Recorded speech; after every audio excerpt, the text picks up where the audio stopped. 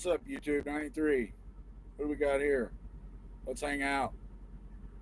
Just trying to kick back in my big truck here and hang out with some people. This is only like the second time I've gone live on here, so talk to me. What's going on?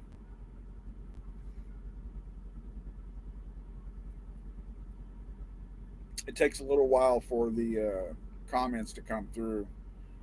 I don't know exactly what the delay is, but hit me up. What's going on? Maybe I'll do some story time. It's treating me pretty good, Durbin. Uh, I don't particularly like being away so much from my son, but other than that, it's okay. How's the stream look? Is it okay?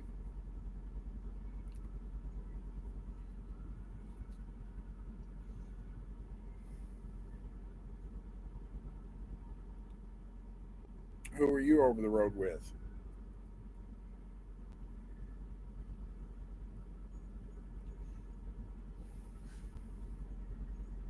I mean, the money's okay. Looks good. That's good. Fantastic. Money's okay, and I've got virtually no bills, so I'm just pretty much out here stacking money.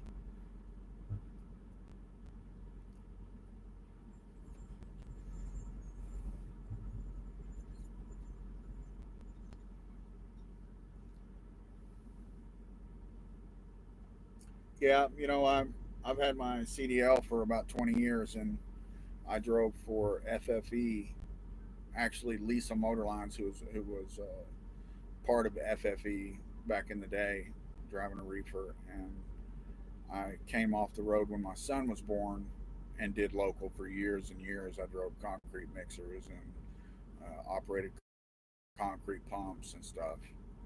And now my son's 17, and uh, my girl and I split up, and here I am back on the road.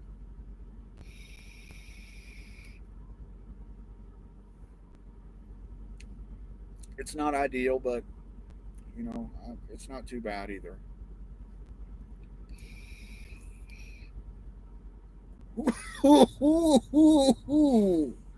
That was a rough one. Crackly coils.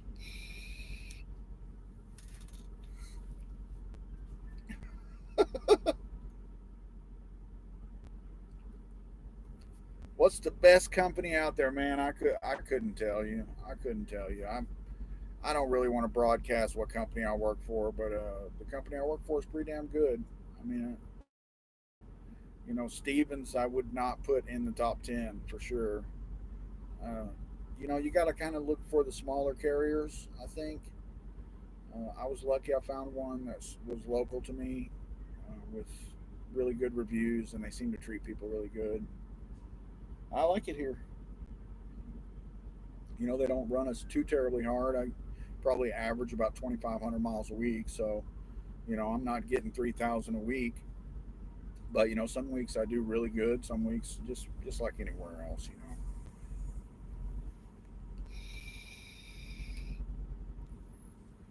I pulled about 1,700 last week. I had like 4,400 miles, but that's unusual, and it was some trips or one really big trip carried over into the next week and stuff. But you know, you have good weeks and bad weeks, just like anywhere else. Oh, see, we don't have any kind of a problem with not being paid, and this company, even the detention pay and layover and all that stuff's automatic. So it like pings the dispatcher to approve it or whatever. Yeah, we don't have to fight for any of that stuff. If I go over 2 hours on a at a shipper or a receiver, I automatically get paid that detention. So it's good here.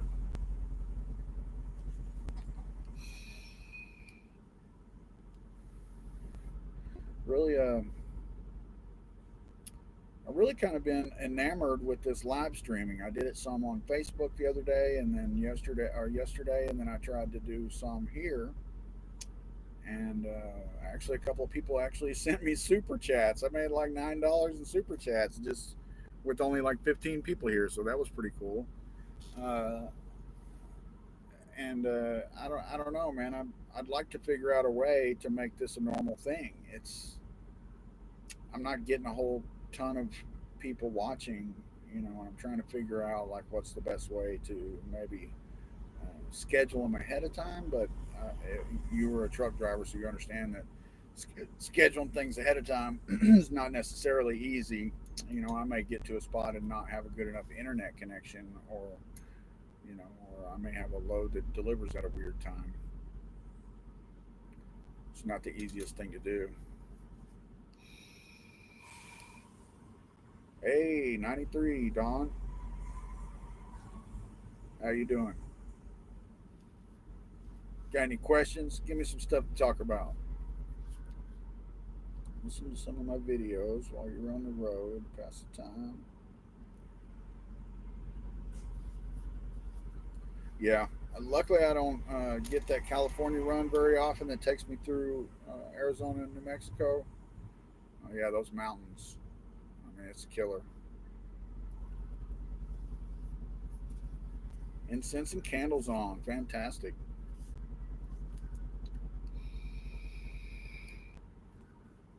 Yeah, I hear you. This quarantine thing's pretty crazy.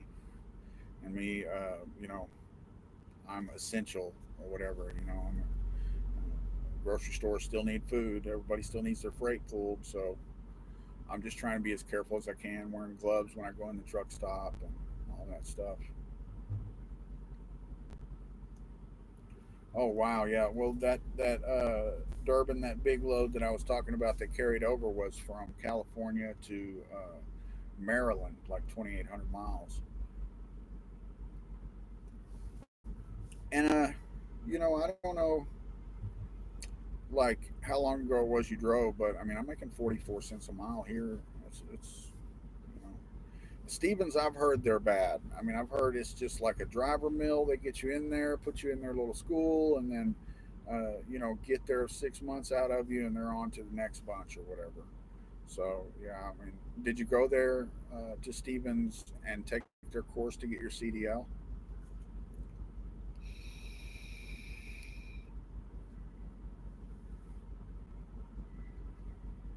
But yeah, this quarantine business is, I have type 2 diabetes, so it's kind of freaking me out. If I catch it, I'm in kind of a high risk group. So I'm being as careful as I can, but it's hard being all over the country and in and out of truck stops all the time. It's a little bit scary, but I do feel fairly isolated though. I mean, I'm in this little truck all the time, and really the only times that I'm out of it are when I have to go in the truck stop or, uh, you know, when I have to go into a shipper or a receiver. And it seems like they're taking fairly good precautions in the truck stops. They're doing what they can.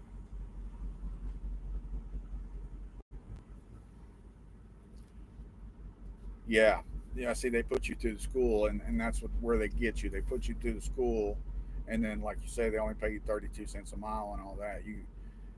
I had to go through a refresher course when I went back on over the road. So, I've already paid that off. It was a 6 month payoff, and yeah, they started me at 40 cents a mile, and then 3 months I went to 42, and then 6 months I went to 44. So, and then at a year I'll hit 45, and that's if they don't do a company wide raise, which they typically do once a year, a penny or something. But then plus every 3 months we have this big bonus package that if you hit certain benchmarks, you can make quite a bit of money. I mean, I only hit one of the benchmarks, the last one, and got like $350. This time I'll hit two, and what they do is they give you a penny a mile for each one of the benchmarks for all the miles you ran over the last 3 months. So now I'm at around 30,000 miles for the last 3 months. So 93, James, how you doing? Thanks for dropping by, man. Let's hang out. You got any questions? Anything you want to know?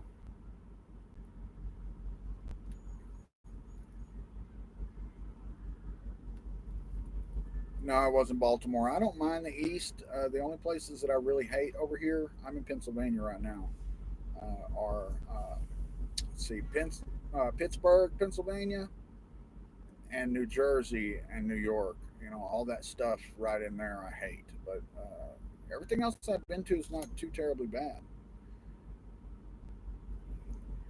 I mean, I'm good at backing a truck, so I can get in the tight spots in some of these places. But New Jersey and Pittsburgh, those are just, or Philadelphia, not Pittsburgh, Philadelphia.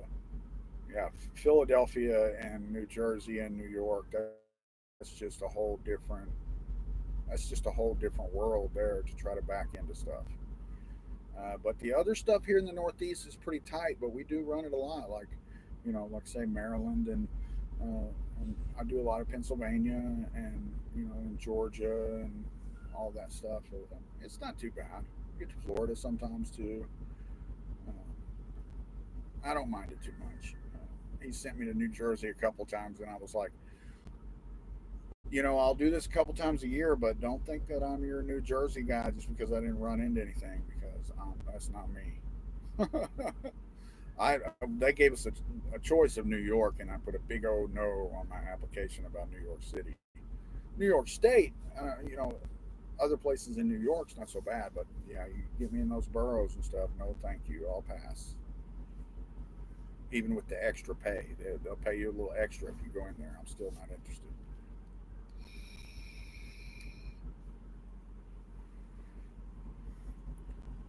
6 people in here. Y'all start jamming out some comments. Get me going. Give me something to talk about.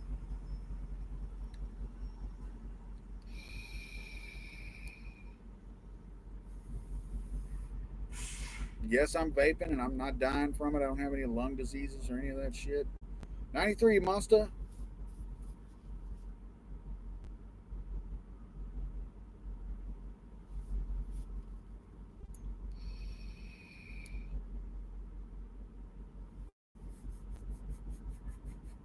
Why is it that all these powerful magicians and spiritual masters can't fix their hair? They go bald. Well, I'm not bald. I don't have that problem.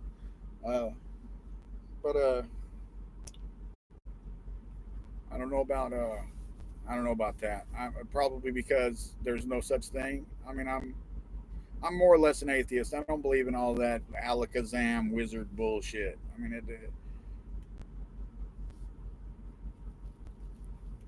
I don't believe in it. It's not real. You can't if you could lift shit with your mind and all that and do all of these spells, then the world would be a completely different place than it is. That's just not how it works. And Thelemic magicians, after you practice for years and years, and there are a lot of us who have essentially become atheists.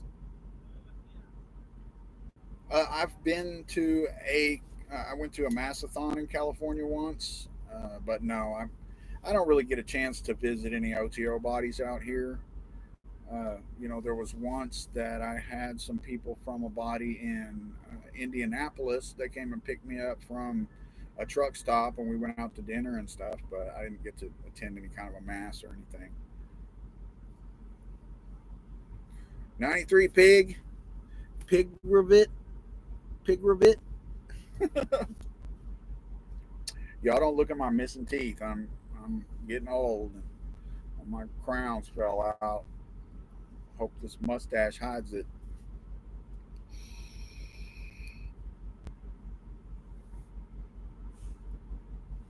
Yeah, no, I wish I had a chance to go to visit more bodies while I'm out here, but it's just most of the times when I stop, I'm in someplace remote or someplace that's not very close to a main city, and so it's just not very often that have stopped in a location where I had an opportunity to visit an OTO body, and stopped, especially stopped for long enough, like when I was on a 34-hour restart or something like that. I mean, like right now, I'm stopped in Pennsylvania, and I have a little extra time, but not enough time to really go. I'm not really close to anybody.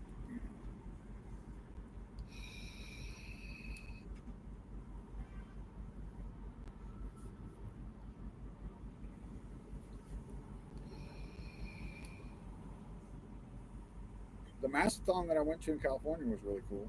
Ohio, 93 in Ohio. What's the body there? Are you involved with the OTO there? The comments are kind of delayed, so you'll have to forgive if it takes a minute for me to answer your comments.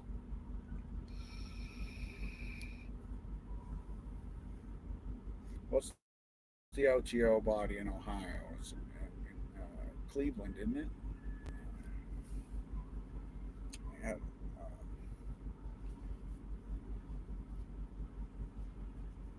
yeah, there's a body in Ohio. They had, I think the last Noticon was in Ohio.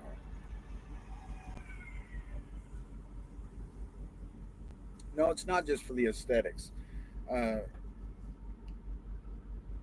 Thelema has a very atheist aspect to it. If you study Crowley and you read Crowley, I mean, just about everything can be viewed either from a standpoint of affecting your own psychology and therefore causing yourself to make change in your own life, or it can be viewed from a supernatural standpoint.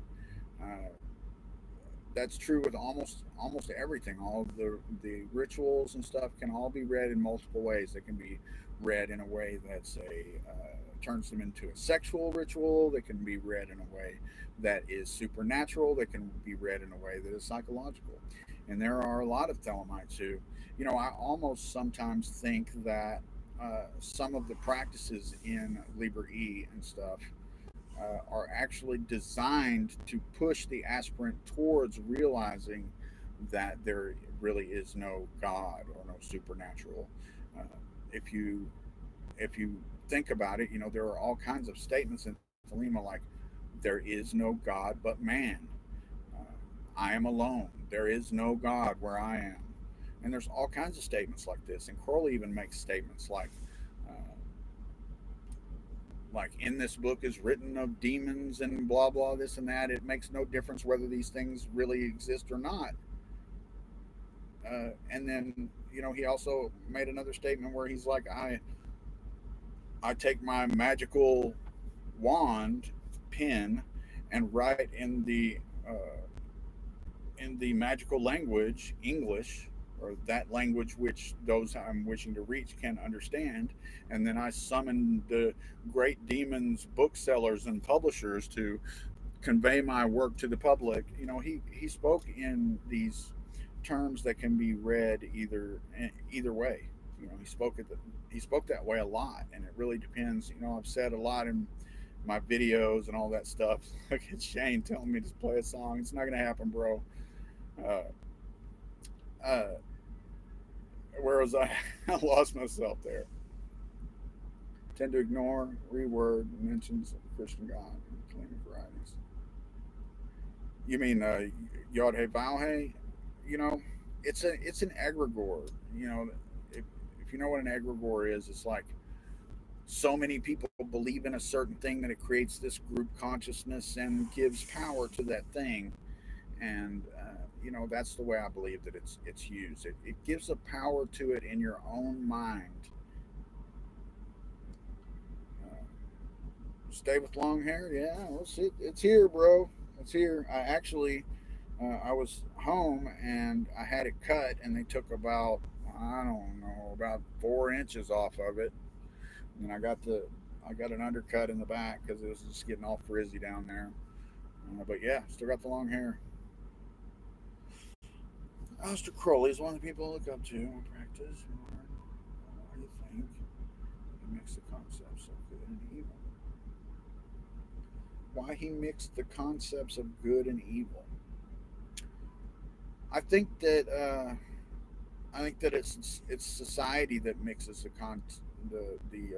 concepts of good and evil. I mean, there's things that we know are evil for sure, like murder, for instance, or rape. But uh, evil is in the eye of the beholder, kind of. I mean, when you talk about these concepts of good and evil, a lot of those are based in religious morality. Somebody would say that a person who participates in orgies is doing evil, or uh, you know, the it's about balance. I mean, and really, when you talk about mixing the concepts of good and evil, what you're talking about is balance, and that's Thelema is all about balance. You know, you have these people who will argue that Thelema is a left-hand path philosophy, and people who will argue that it's a right-hand path philosophy. When I will tell you straight up, it's a middle path philosophy. It embraces because good and evil all exist in nature, and you have to embrace it all and work within that framework. It's just how you stay balanced through your life and through the path up the tree.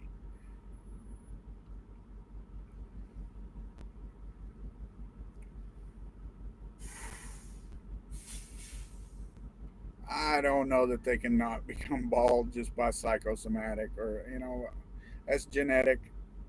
Who knows? People.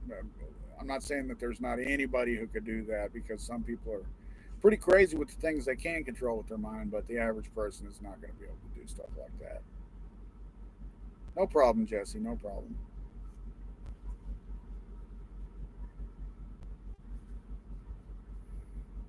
Send me a super chat.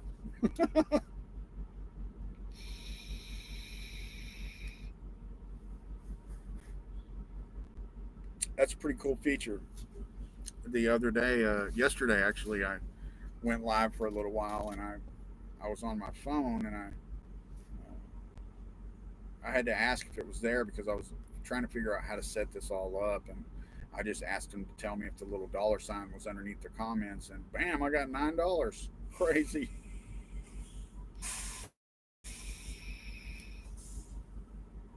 I'm not begging y'all for money or anything. It was just interesting. I'll actually get to see how that works on the other end. I've given super chats to some of the live stuff that I watch on YouTube, bathing channels and stuff like that, and I always wondered how it works, like how they receive it.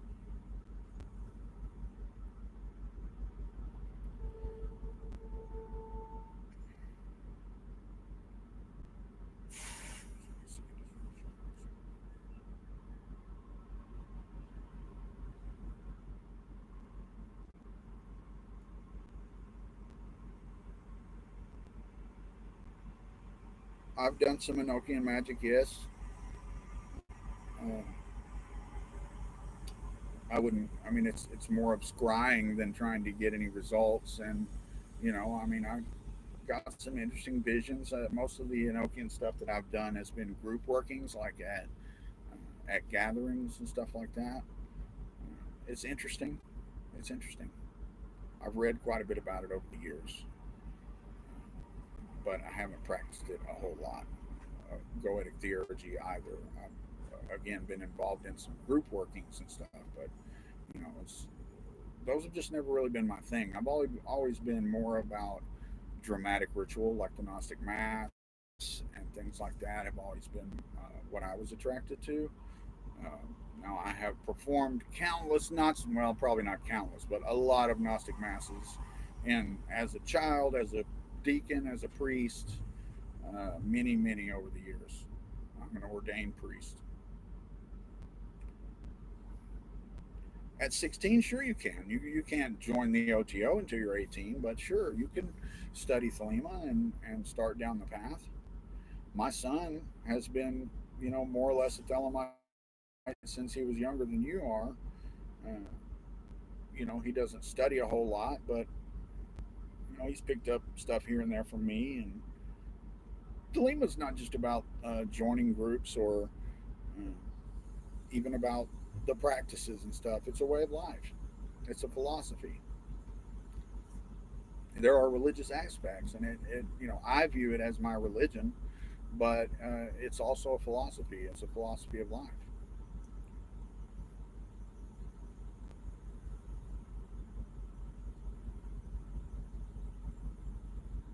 Sure, you can watch it and use it to help yourself memorize and learn how to pronounce the words and stuff like that.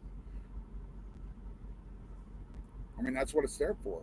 You know, a lot of people have issues with the rituals, and the couple that I have up are more or less because there are things in them that you kind of need to see to know what they're talking about. Like when he talks about the signs of NOx, uh, most people don't know how to perform that. And then in my Master of the Phoenix video, when it says things like he makes the adorations, as in Libra Legis, people don't really know what that is. So I put that up so that you could see how it's done. Uh, so yeah, it's meant to be. The video is meant to be a tool to help you perform it yourself.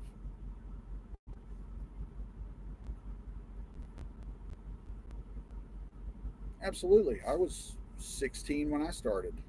I mean, not in Thelema, but I was involved in a Wiccan coven and stuff when I was a kid. And, I was 16, 17 years old at that time, somewhere around there.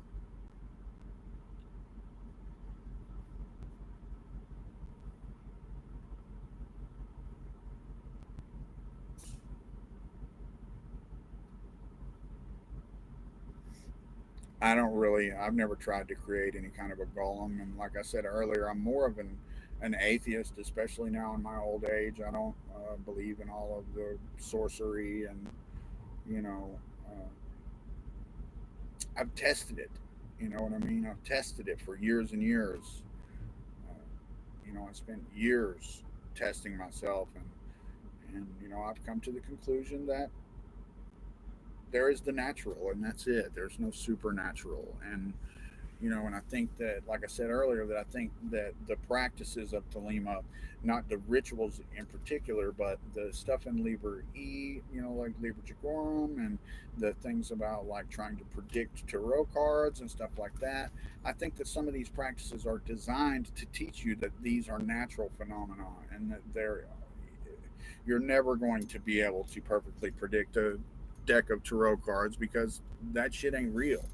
And I think that when you actually do the practices over time and journal and stuff the way you're supposed to, and go back and look at them later, you realize that you know this is real. This is real, and the way you make it to your great work, the way you complete your will, is to realize that these are the things that are real, and these are the things that you need to get in order and focus on. Yeah, I don't. I'm low on mana. Yeah, for sure. I need a potion.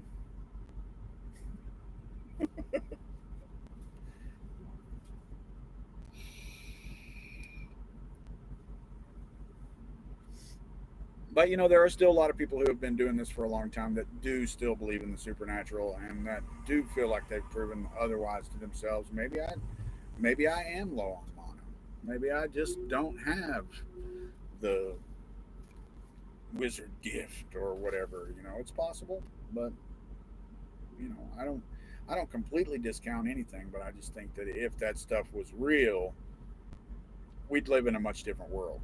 You know, Somebody would have claimed that $1 million or whatever it was reward that somebody had put out there for years and years. That if anybody could prove their psychic ability or anything like that, that they give them $1 million and nobody ever collected. You know,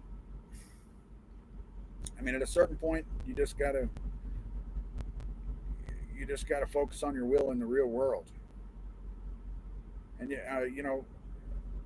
some of you guys are young, and I went through my Van Helsing stage years ago, and I did all kinds of stuff, and later on looked back on it and realized that I was fooling myself in a lot of it, and it's just part of life, and you evolve and grow as a magician. I'm grandpa now.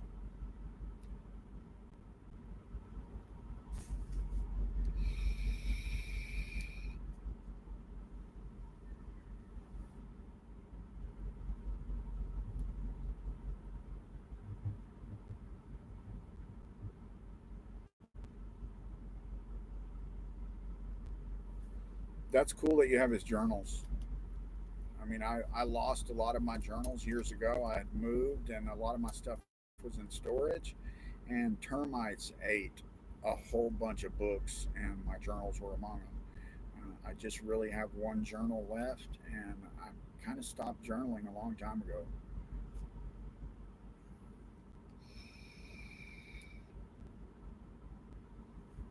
I don't have any of Kenneth Grant's books. I'm not a fan. I, of course, now they've changed their name away from Typhonian OTO or whatever.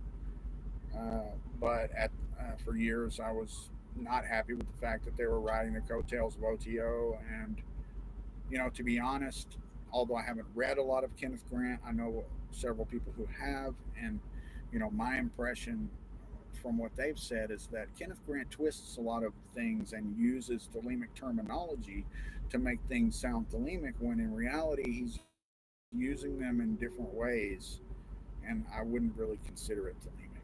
I really wouldn't consider it thelemic in a canonical sense. Thelema is what it is. He went out way outside of that and just kind of co-opted the terminology.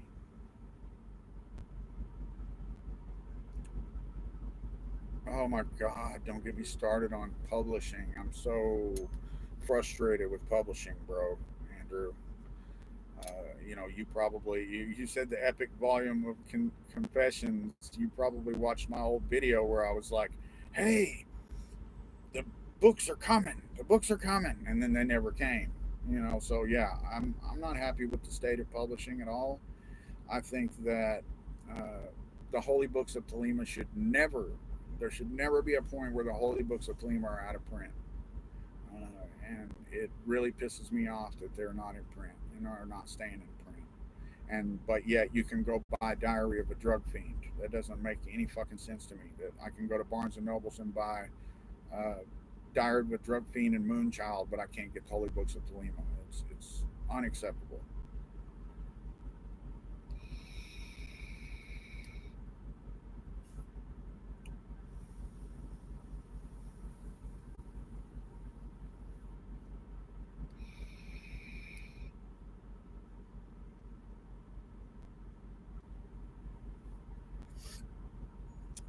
I mean, what is an atheist to me? It's exactly what it says it is. I don't believe that there's a sky daddy up there looking over us. I don't believe that people can move things with their mind. I don't believe in supernatural powers.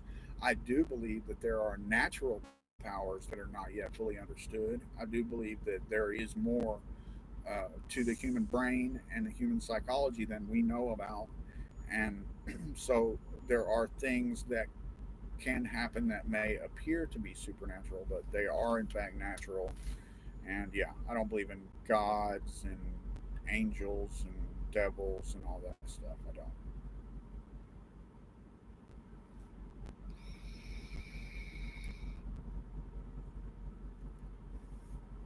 I don't know Kenneth Anger, but yes, I've seen Kenneth Anger's work.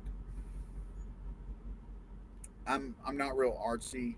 I mean, I did like Lucifer Rising the first time I saw it, but it's not something that's like some other people that it's a cult classic for them or whatever. I'm just not a very artsy person. I'm more of a practical, regular, redneck ass dude.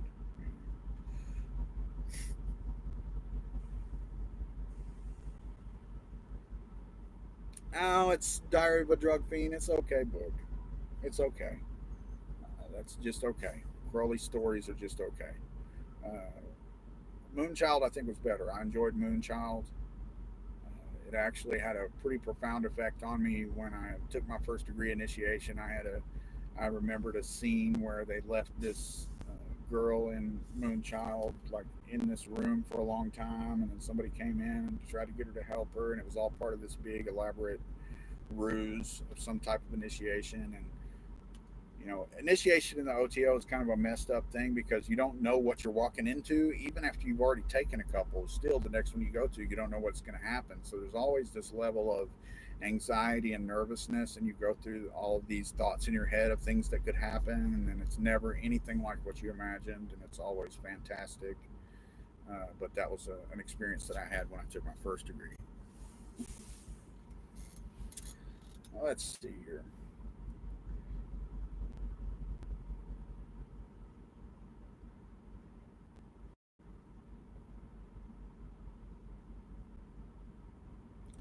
No, now, yes, Jesse, that's something that I did for many years and that I still do is maintain an astral space, which, and when I say astral, I don't mean that I'm physically projecting my form, but that in my mind I keep an astral space that I call my astral temple, and I disconnect as far as I can and go to that space.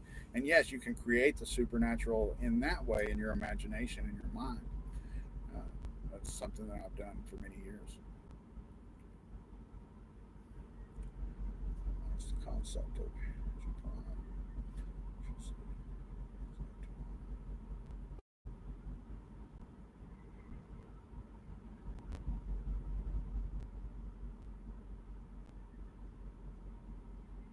EA Kodak. Are we really going to talk about him? He's a nut job, man. As I understand it, he's a dope fiend, busted with meth, and I don't know. I mean, more power to the guy. If he can make a living off of selling all the bullshit that he sells, then more power to him, man.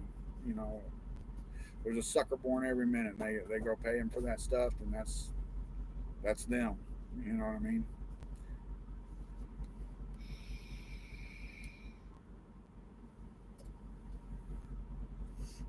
I mean, obviously, I've never bought any of his stuff, but I've watched some videos and I've seen some of the rumors and some of the things that have happened surrounding that dude.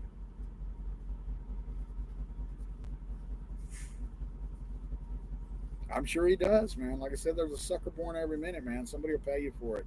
If I was more dishonest, I could do something like that myself. I mean,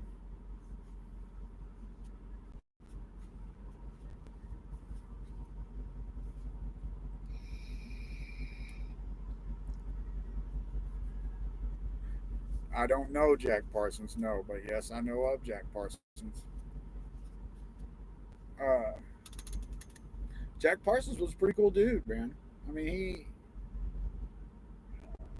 have you watched the show? Did you watch the show, the Strange Angel television show that happened? It was pretty good. I was really mad that they canceled it because I really enjoyed that show. Uh, they played up OTO a little too much, but in reality, it might not have been very far from the truth for back then, for back in those days. I mean, just going back to when I started in the '90s, things were a lot different then.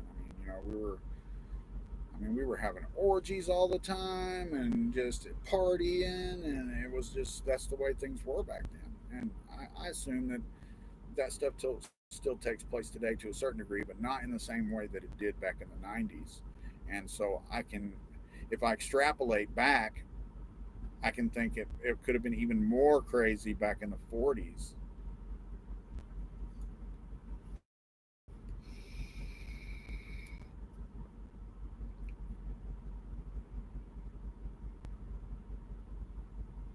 Skepticism, absolutely, be a skeptic.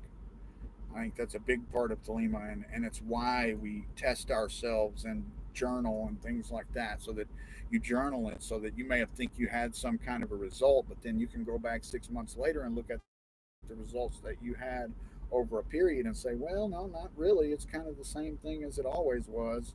I just happened to guess a few more cards right that day, but it still was nothing supernatural.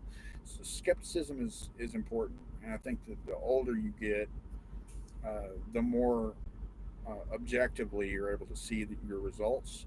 Like when I was younger, I would always think, "Oh, I did this thing," But then as I got older, I started to realize that there are coincidences and there are things that you can think are results, but really aren't anything spectacular.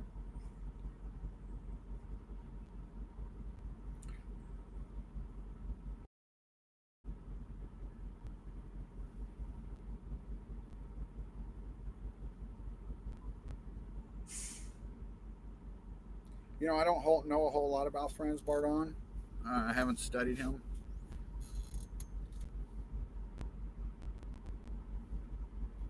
And thank you, Jesse.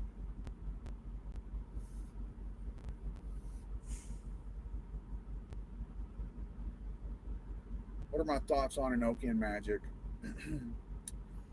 I think that it is a very elaborate system that is pretty goddamn complex, and then you sit down and retreat into your imagination. I mean, is basically what I think it is. It's whipping yourself up into this frenzy and then sitting down and trying to have visions when in reality you're affecting your subconscious. You're psychologically affecting yourself by doing all of these things and getting yourself into this particular mood and mindset that allows you to open up your psyche and have certain visions. I never had any of the elaborate type of visions like Crowley describes in the Vision of the Voice. Crowley had a very active imagination. Perhaps you could say he was a scryer.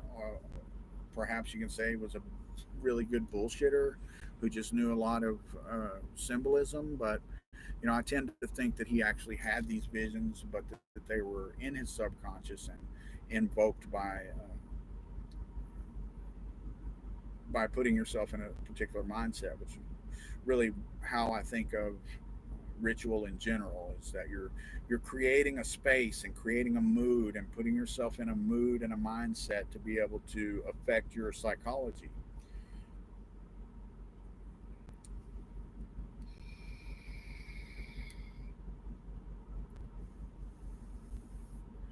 I don't know about UFOs.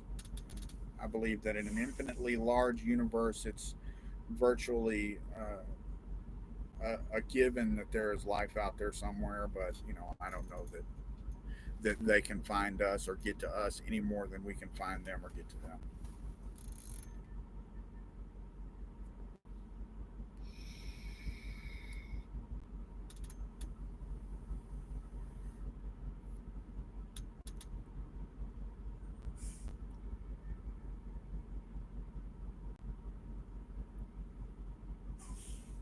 Creators checking on us. Well,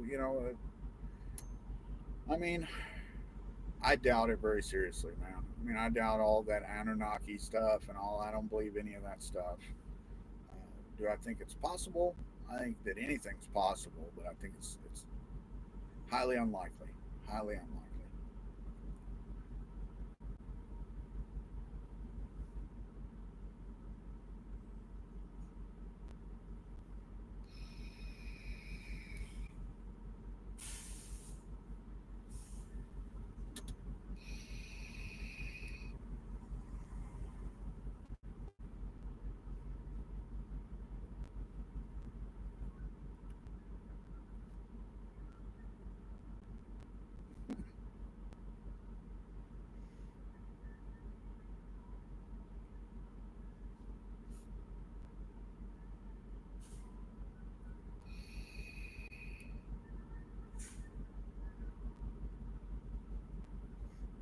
Thanks for hanging out with me, everyone.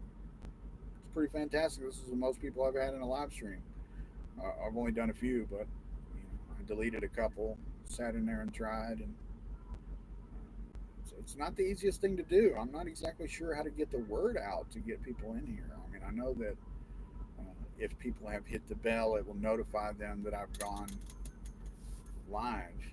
And some of the shows that I watch do this pre-scheduling thing that they do. But being a truck driver, it's not really that easy for me to try to schedule something days in advance. I could do like an hour in advance or something, but I don't know that that would do very much good. I think this may be the best way, just to start hanging out and see who pops in. Oh, you didn't miss it, Nathan. I'm here. I'm not going anywhere for right now.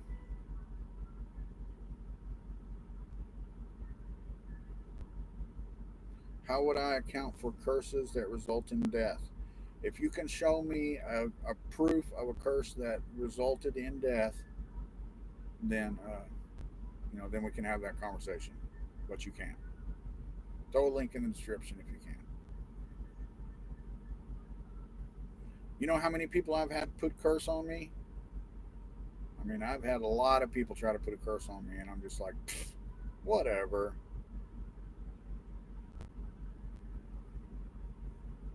Thank you, Murasaki. It is a pretty good song. I enjoy that song. I listen to it myself from time to time. It, as with most of my songs, was born of a specific period in my life and a specific emotion that I was feeling the day I wrote it. I don't know if Shane's still in here. Yeah, there he is right there. Uh, but Danny Kazakovich there is a guy that I've been playing music with for many, many years, so he can attest to the fact that when I write a song, I usually will go to his place. He has a nice recording studio, and I'll record everything in a single day. I'll come in with just a guitar part and an idea, and write a whole song and record it in a single day because it's always born of a particular mood or.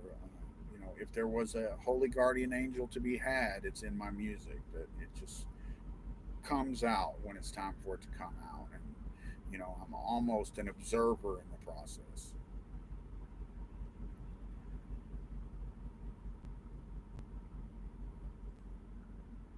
And Danny said several times, he doesn't understand how I can do what I do musically without like understanding musical theory. He'll try to tell me, well, we're going to do this, and I'm like, I don't know what the fuck you're talking about, man. I just sit there and play it. That's all I do. And he's like, I don't understand.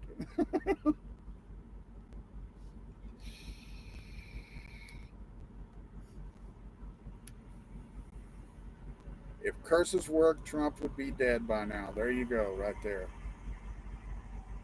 And there were magicians casting protective stuff too. It was the David Griffin group, the Golden Dawn group. Boy, they're big. He's a big time Trump guy.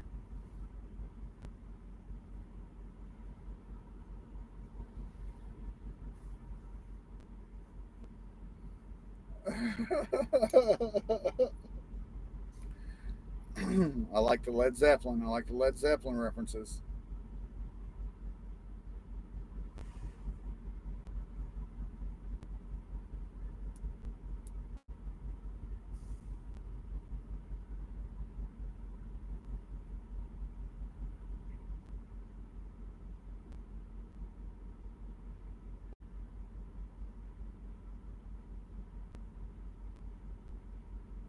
I'm glad you like the music. I'm glad all you guys seem to like the music.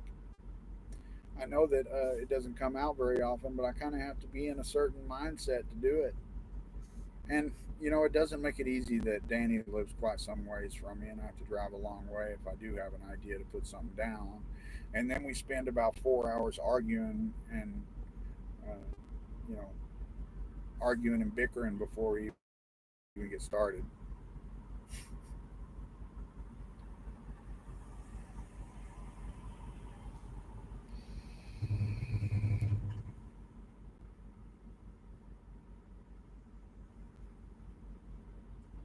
I agree. Music is the language of the soul. I agree.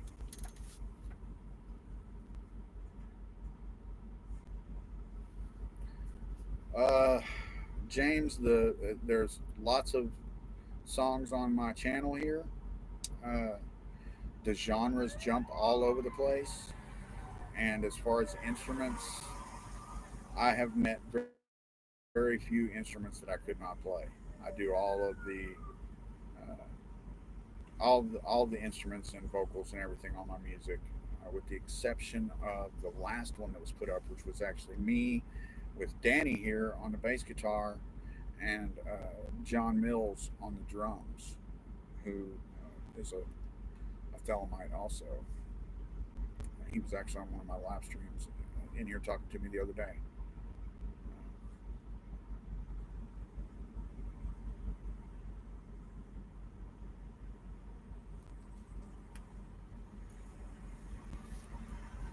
Yeah, but James, go back and look at some of my videos after this, and you'll see the songs.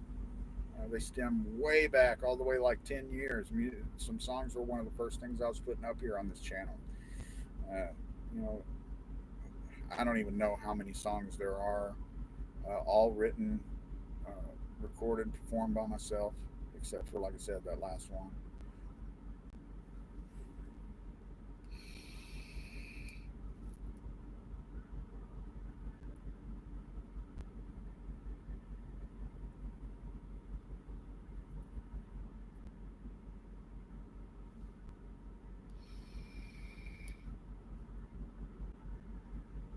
There you go. Every movement of the magician should make music. I can agree with that. when I do ritual, everything's very intentional.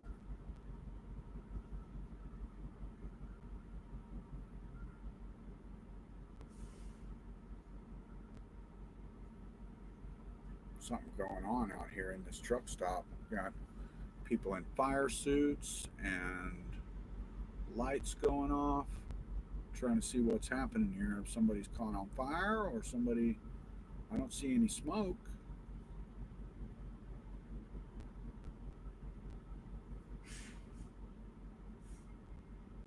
That's weird. I've been seeing this truck out here with lights on, but it doesn't look like an emergency vehicle. But then now I'm seeing guys with fireman suits on walking over there. There's a big truck in the way. I can't see what's going on the other side of it. I don't see any smoke. I wonder if somebody's like stroking out from coronavirus over there.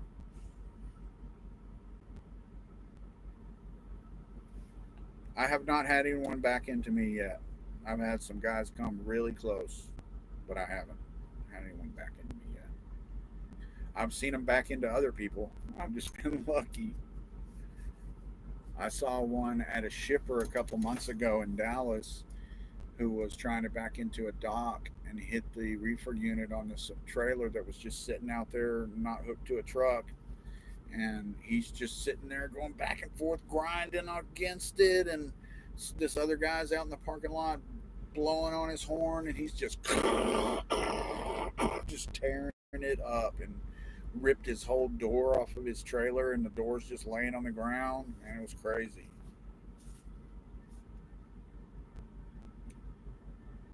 Sorry if I seem distracted. I'm trying to figure out what's going on over here. See more guys coming up with fire hats on and shit. I don't know why I'm not seeing any smoke, and we've got all these fire hats and fire suits on.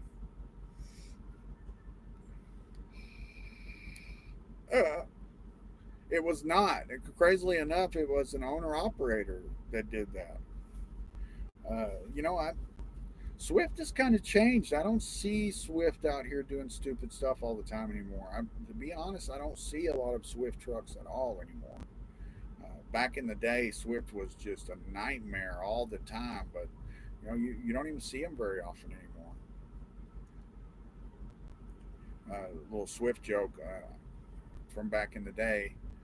See, I heard that Barnum and Bailey Circus bought Swift, and then they said you keep the trucks, just send us the clowns. Anyway,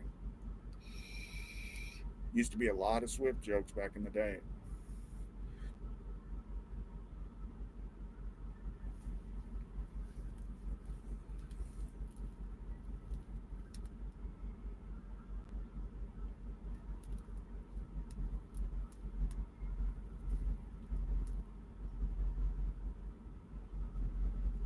No, I don't get scared at all doing the rituals.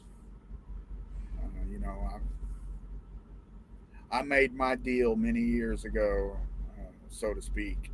And it doesn't scare me one bit. And especially now that I don't really believe in the supernatural. It's like what's going to happen? What exactly is going to happen? Demon going to come up out of the ground and scoop me up? I mean, that shit ain't real, bro.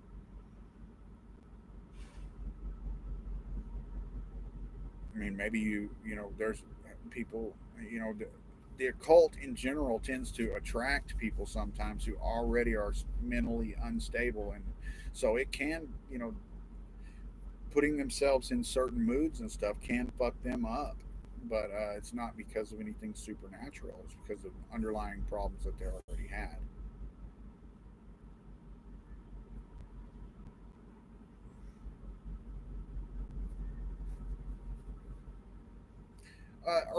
Very early on, but you asked me, did I in the beginning? Very early on, but uh, it wasn't long. Like even in the very first Wiccan coven that I was in, we did a lot of like Van Helsing type of shit all the time, and it was. more exhilarating than scary. And maybe the first couple of times I was involved in Enochian or Goetic work, uh, I wouldn't say I was scared, but there was definitely like a feeling of not being sure what was gonna happen. You know what I mean? But uh, turns out it's all psychological. I mean, in my mind.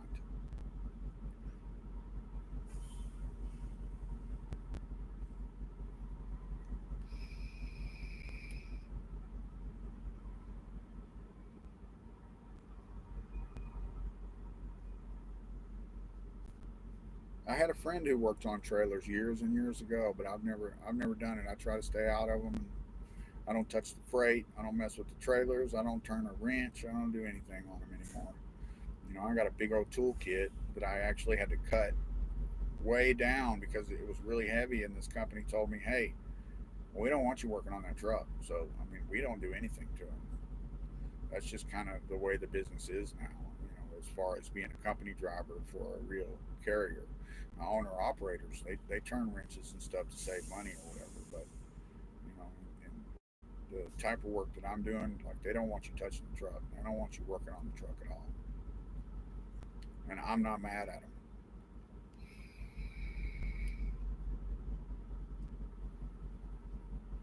And FGH is right. Even if you do believe in the supernatural, you're supposed to be commanding these entities, not being scared of them and cowering before them. So, that's Wiccan stuff. Wiccans cower and beg and plead. Ceremonial magicians command. So, you should just be prepared before you start and know how to do banishing rituals and stuff. Don't go jumping into all this stuff without first learning the basics like banishing rituals and stuff. And then you're going to be fine.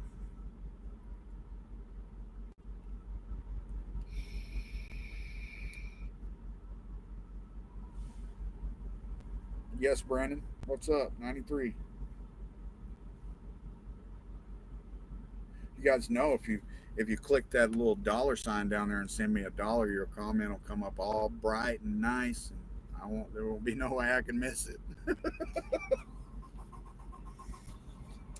Just joining the live stream. Welcome aboard, Brandon. How are you doing today? You got any questions for me? What do you know? You an OTO member? You new to Philema? What's your story?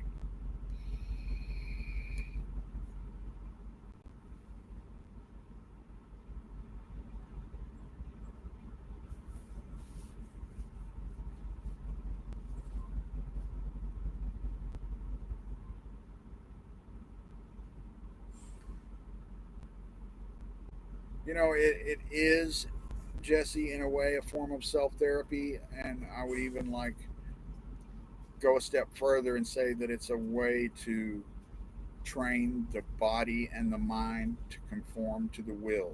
I feel like that is the point of Thelema, is training your mind and your body to conform to your will.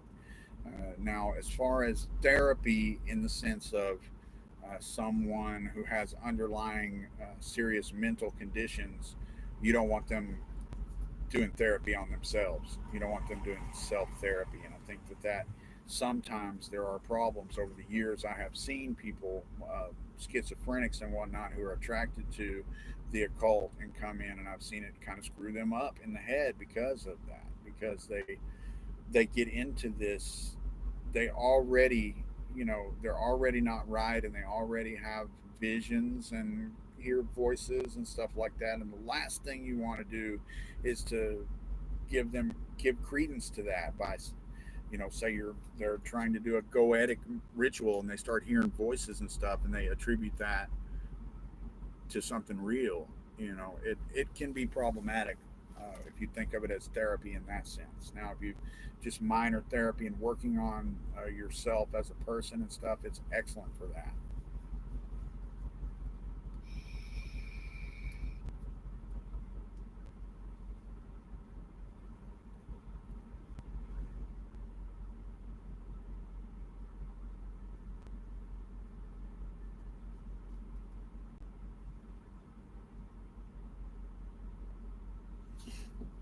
Sorry, just trying to catch up with the comments here.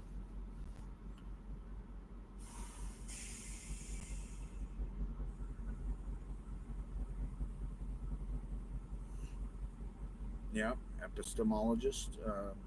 I agree. A lot of it is convoluted BS. It's more psychological, and when you know, a lot of the times people who tell you that it's not and believe that it's supernatural are people who have not really taken a scientific approach and tested and been skeptical.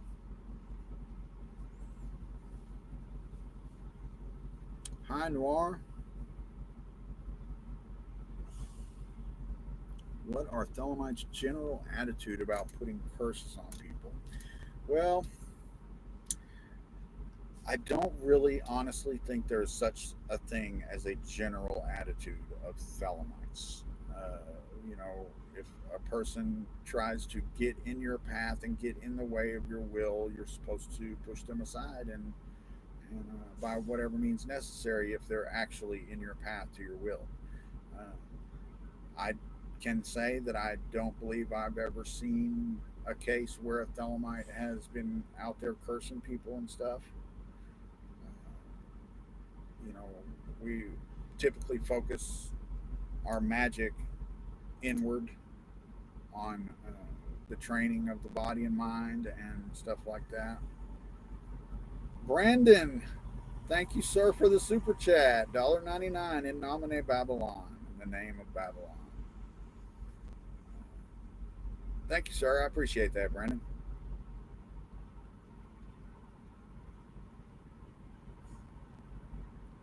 Let's see. Schizophrenics have too much mana and not enough health. Yeah, absolutely.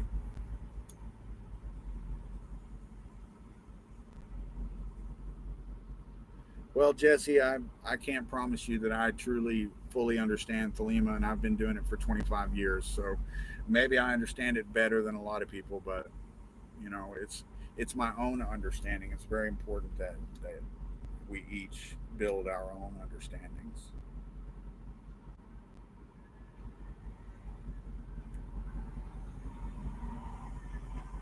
Still trying to figure out what they're doing. They've got one, two, three, four, five, six people over here in fireman outfits. And they're setting up a bunch of cones like something has happened with this truck over here. I cannot for the life of me tell what the hell's going on over there.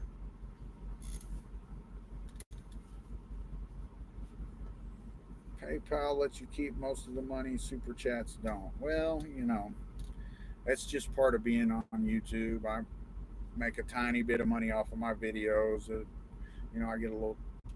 get enough to get a check every 2 or 3 months for like $100, but it's just part of it. This is just an easy way for it to be interactive. Like, I don't want to just like be handing people my PayPal and saying, "Hey, send me some PayPal money." You know what I mean? This allows people to just do it if they're feeling it, if they enjoy what I'm doing or whatever. It allows them to do it that way. I like that. Uh, I prefer it that way. I, at some point, if I ever get back to like posting content a lot, I may do a Patreon and try to do something with that. I mean, I don't have any kind of time to do stuff like that right now. But I would like to do this live stream pretty often. I mean, I've been enjoying it these last couple of days. It gives me something to do while I'm sitting here at the truck stop. You know, hopefully entertain y'all a little bit too and answer some of your questions and stuff. It's a little bit different when I just make videos because I don't always know what questions to answer or what to talk about. In this format, you guys can actually ask me questions.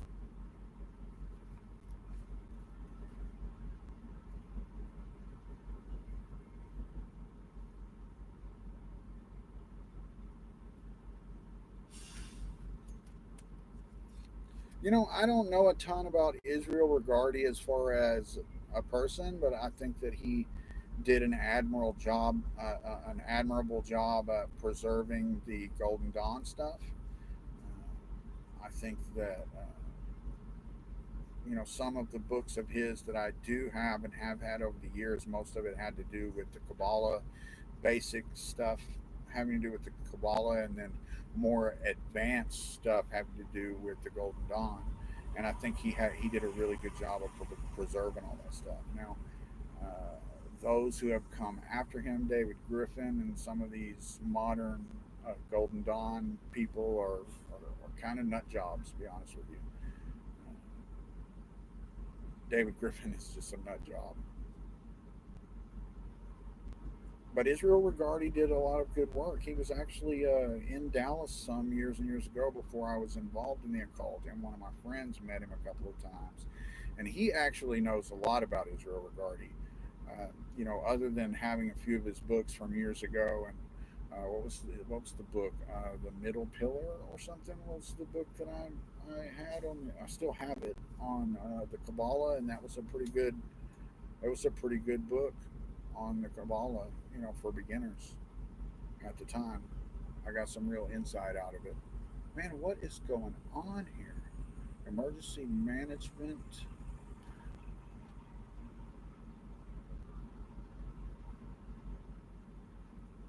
I'm starting to actually freak out a little bit. What, they got a quarantine zone going on over here? I don't understand what's happening. It's freaking me out. Dion Fortune, there was a book on the Kabbalah that I got a lot out of years ago. I'm trying to remember what the name of that book was. A Garden of Pomegranates, or that was the Israel Regardie book, maybe. I don't know. There was a Dion Fortune book on the Kabbalah, on the Sephiroth and stuff that I got some stuff out of years ago. Oh, you saw the lights? Yeah, I mean, I have my laptop all jigged up here to sit here, or else I would turn it around, let you guys. You know what? Let me see if I can turn it around, and let you guys see what's going on out here in the parking lot. I don't know if you'll be able to see it or not.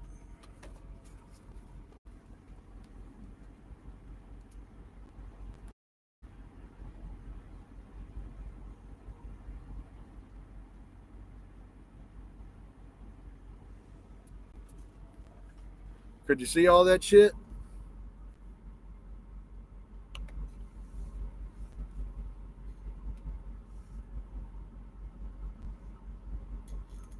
It's crazy. They got a whole bunch of cones set up. They might have a spill. That might be what's going on.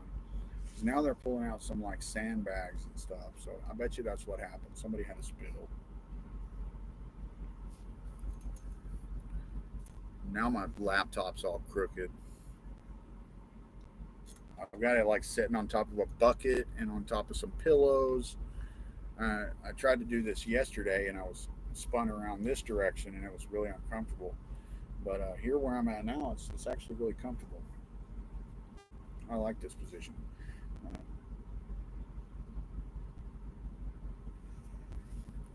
Mystical Kabbalah. There you go. In Eugene, Oregon.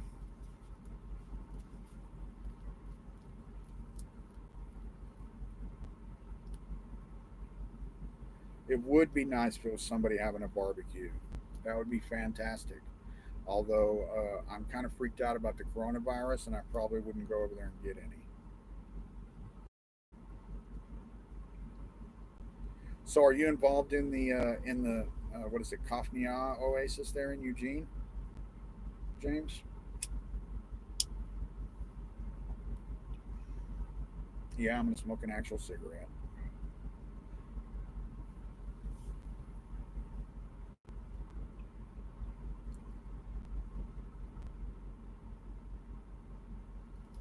I have not read The Nature of the Beast.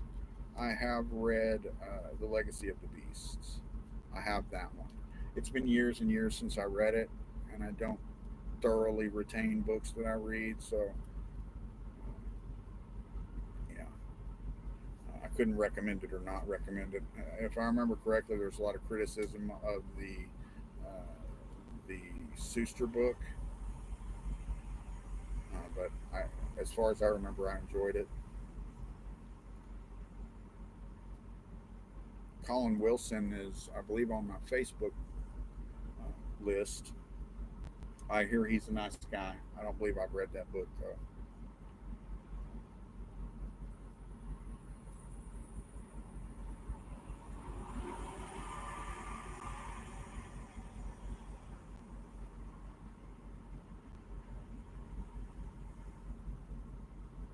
Not involved much there in Eugene. Yeah, I hear kind of mixed reviews on the Kafnia Oasis over there. Doctor David Jones and I have butted heads quite a bit online over the years. He's kind of an interesting character to say the least.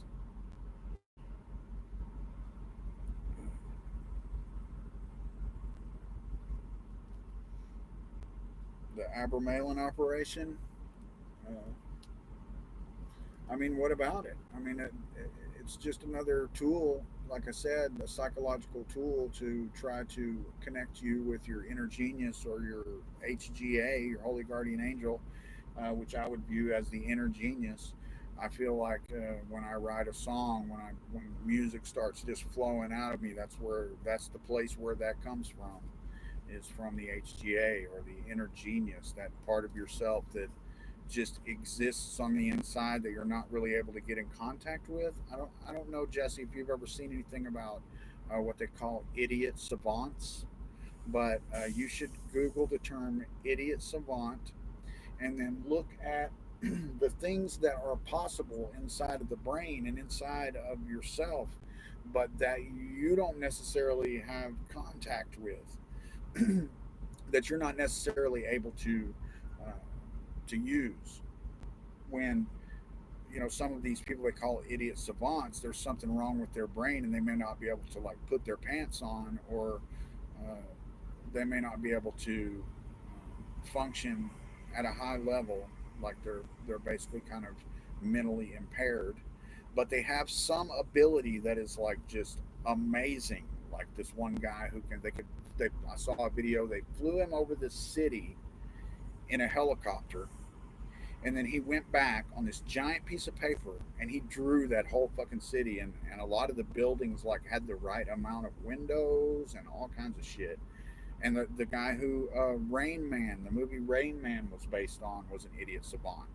Like he basically presented in his normal life as mentally retarded, but then was able to do all of these complex math and recall things with his brain that normal people can't do. And I know I've gotten off on a tangent here, but that's kind of to show you regarding the Abermelin ritual, the type of internal processes that the magician is trying to get himself in touch with. He's trying to get himself in touch with this inner genius. Uh, and the Abermelin operation is just one of what could potentially be many different tools. It's the one that Crowley used. You know what I mean? And so that's not to say that you might not reach that through another pathway. Let me see what we got here.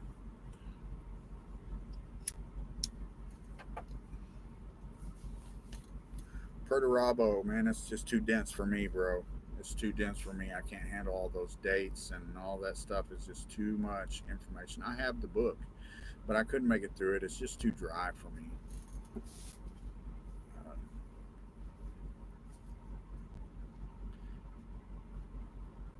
Inner genius, yes, the inner genius, man. That's the HGA is commonly referred to by Thelemites as the inner genius.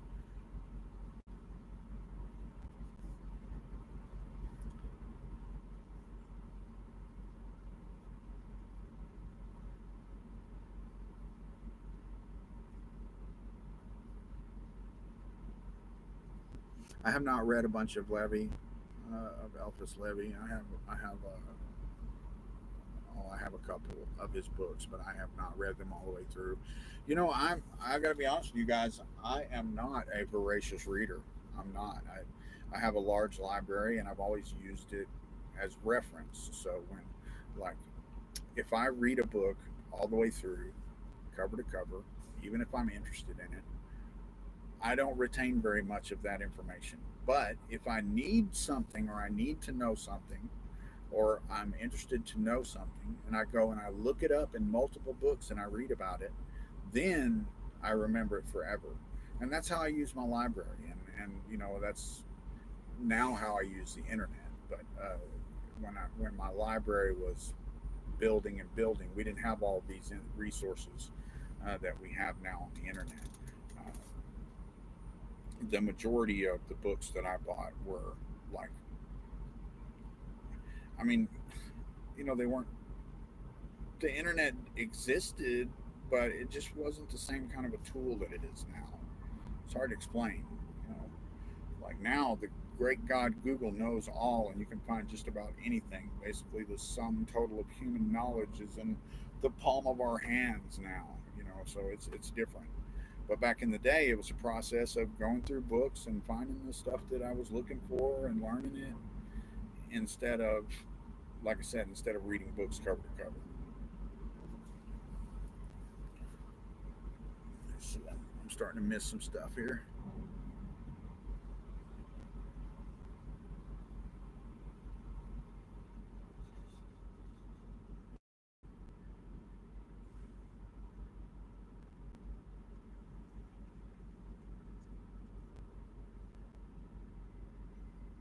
Do a ritual to become an idiot savant. I don't know that I'd want to be an idiot savant. I wouldn't mind the savant part. I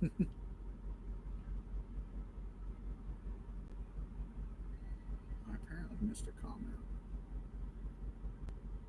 What's the major difference between Freemasonry and OTO at the Lima? Uh, Freemasonry involves a lot of old guys sitting around a table eating pancakes, and Thelema does not. Freemasons aren't magicians. There are a lot of OTO people who are also Freemasons.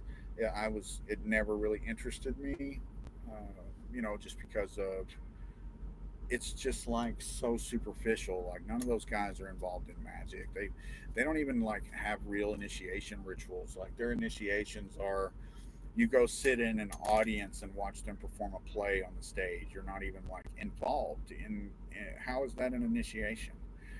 There's no initiation taking place in Freemasonry. Maybe there was at one point, but not today. And it's basically like, oh, we're gonna go and sit around and have spaghetti this week. They do some good things, raising money for charities and stuff like that. I'm not saying that there's no point to it, but there's just a lot of racism and sexism and homophobia and stuff rampant in Freemasonry, and it's segregated. You've got the Prince Hall Masons who are the African American folks, and then the white folks are in Scottish Rite or York Rite, and the one can't join the other, and then women are not allowed to be initiates in Freemasonry. They have the Eastern Star, which is kind of like a club or whatever, which I guess regular Freemasonry is more or less a club. Uh, I don't know. I'm just not a big fan of Freemasonry. There's huge differences. I will say that some of the degrees in OTO do resemble Masonic rituals, and the OTO, in truth, in its original form, was a what they would call an irregular rite of masonry. But the OTO does not make masons. The higher ups would tell you that. The OTO does not make masons, and the initiations in the OTO are the real deal. You will not get the kind of initiation that you get in OTO. I would I would say anywhere else. You won't get it anywhere else. Not like the pomp and circumstance and costuming and memorization and just the fact that you're at the center of it and stuff. I can't give away any specifics, but I'll just say that initiation in OTO is fucking amazing and fantastic. Even no matter what problems I have with the order, and no matter what problems I will ever have in the future in the with the order, uh, the initiation is fantastic. And it's worth it, even if you only take a few and then never come back. Just going through that process is amazing.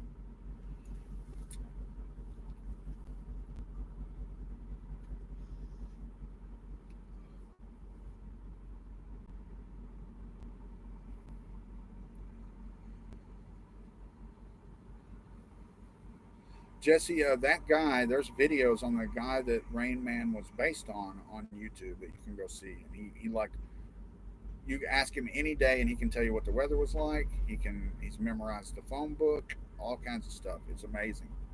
The guy can't tie his own shoes. You know,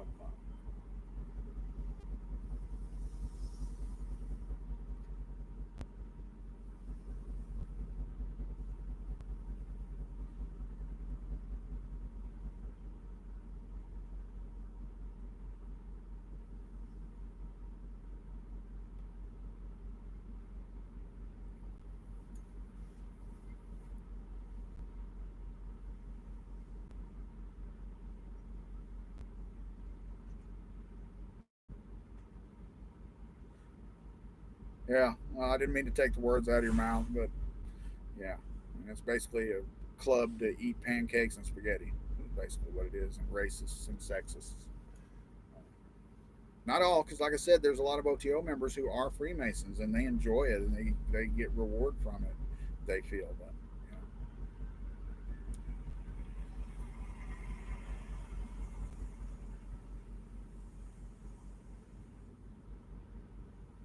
hey, 93, Don. Cheers, bro. Good to see you in here. It's been forever, man. The OTO initiations, nudity and sex practices, or no? I would say yes to nudity in some degree and no to sex practices. But of course, I'm not all the way through, and I'm not going to give away anything specific. Uh, what is the highest initiation you have obtained in OTO? I am a KEW, or Knight of the East and West, which means I have taken the Minerval, the first degree, second degree, third degree, fourth degree, and perfect initiate. And then I was invited to the KEW, so I've taken 7 initiations.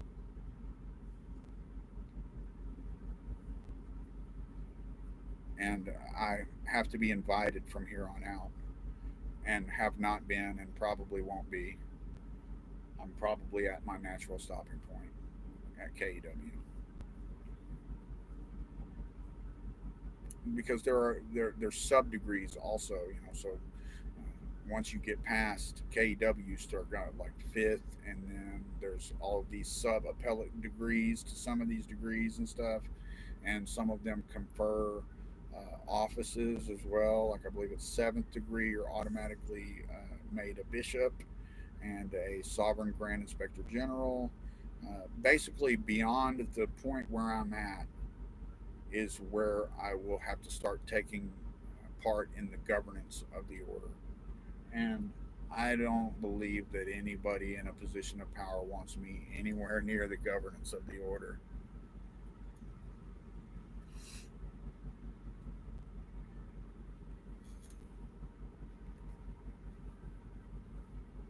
And that's just straight up. That's just me being straight up. I don't mince words. I don't care what degree you are. I've got issues and I want them fixed, and I will do whatever it takes to fix them and shit like that. And people don't like that. I'm the type of person that causes waves and ruffles feathers, and people like me don't make it too far. I mean, we don't make it too far past once you get. There's a certain point once you get to about sixth degree that you're expected to toe that line. When fifth degree, you can kind of get away, but you get up in sixth degree and start getting up there, you're expected to toe the line. And I'm not a toe the line type of guy. I'm just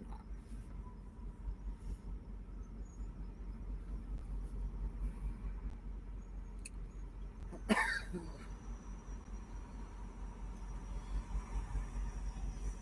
Hi, Jason, 93.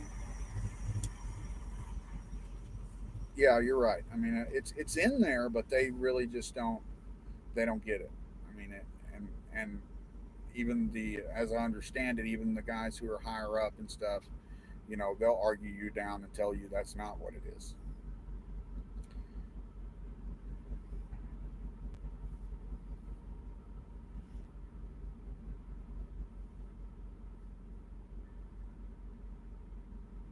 Lola, there are I can't go into that. I wouldn't say you could be attacked on the astral plane, but uh, there certainly are penalties for breaking oaths. I really can't go into that. I'm sorry.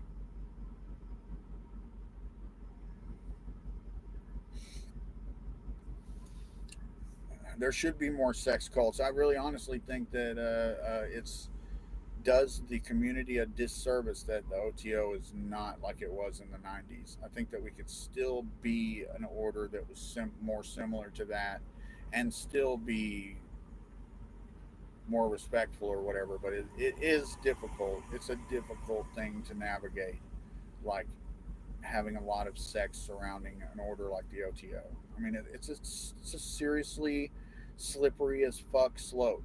I mean, you're talking about people misconstruing the actions of others and people being pushy and stuff. It's almost impossible landscape to navigate. That stuff needs to be separated and done at home, even if it's among membership. In the 90s, things were way different and it caused a lot of problems. Uh, yeah, it's just what it is. Humans just kind of suck. I mean, it's basically what it amounts to.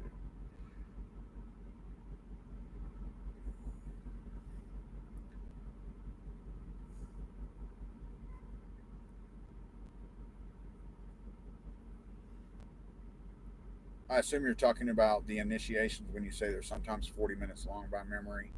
Yeah, I do. I do understand that those guys spend a lot of time. I have a buddy named Jeff who did a bunch of Scottish Rite stuff, and yeah, he had to do a lot of memorization stuff. I would like to see the rituals actually, just to see them, you know. But the way he described it to me was that he goes in and the guy's trying to explain to him all this stuff, and he's like, "No, yeah, I know what that is. It's Kether, and this is Tiferet or whatever." And the guy's like, "No, no, no." But Jeff saw it all. He saw what it was supposed to be, but they didn't see it.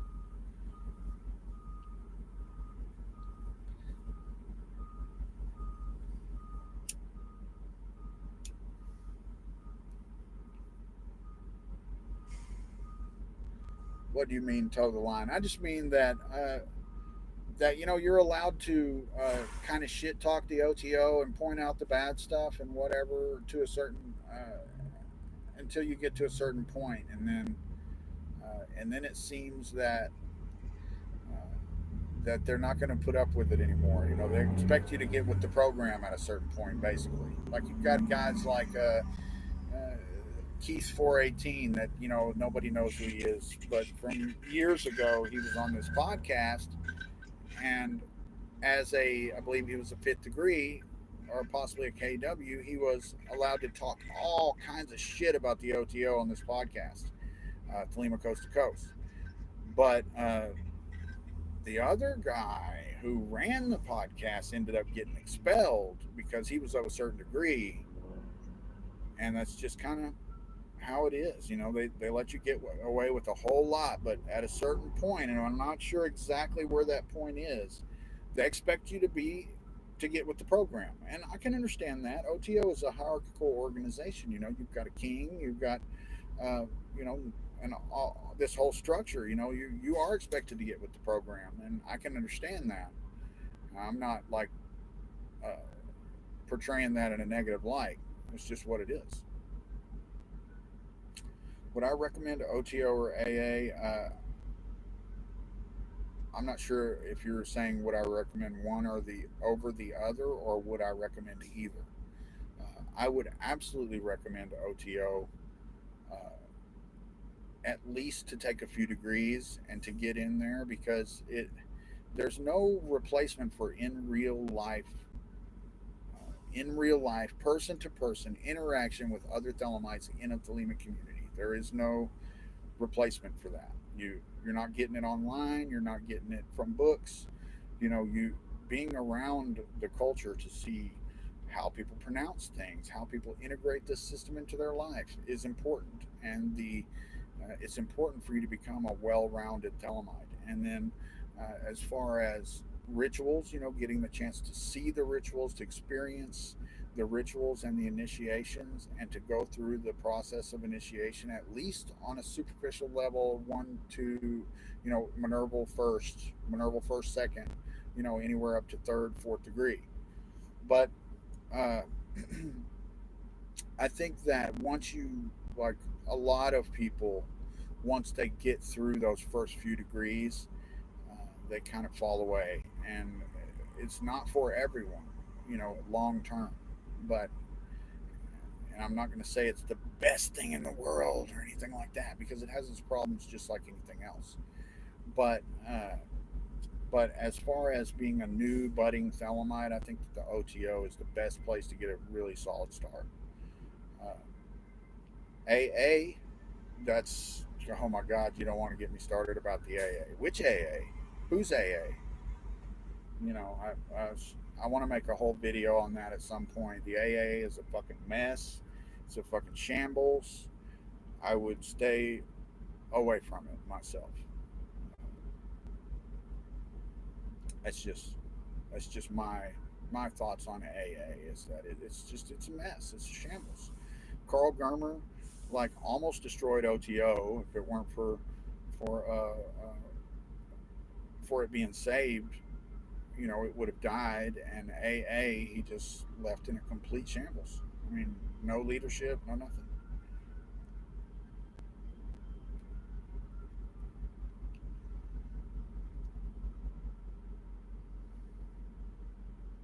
You have to have rules, FGH. You have to have rules.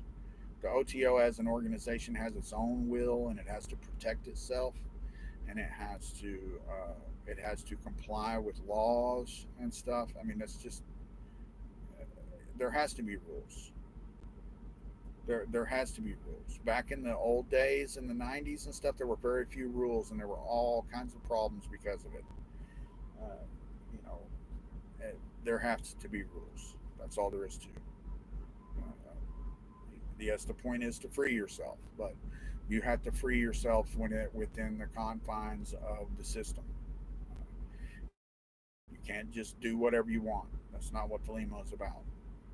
And the organization has a will. It has a will to survive. It has a will to protect itself, and therefore there are rules. It's a hierarchical organization. You know, you have a king. That's just what it is. That's what OTO is.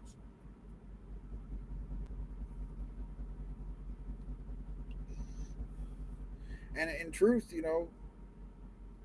Thelema is not. I mean, you've heard it a million times, I'm sure. Thelema is not about doing whatever you want. You, certain amount of restriction frees you. Certain amount of discipline and restriction is what allows you to be free. Uh, if you allow yourself to just do whatever your whim wants you to do, what's going to happen? You're going to become a drug addict. You're going to be living in a ditch somewhere. Maybe not everybody, but some people. And a certain amount of restriction is important to allowing you to really be free and really pursue your will.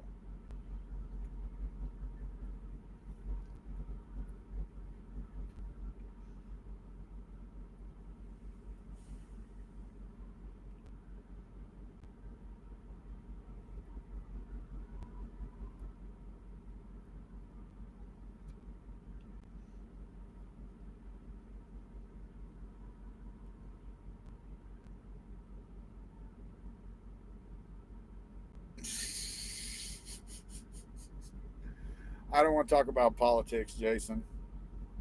The short answer is no.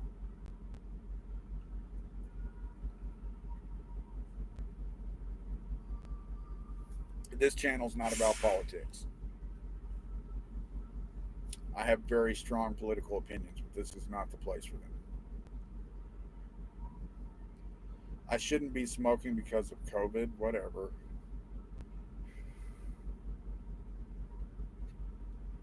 Smoking this cigarette doesn't make me any more likely to catch that.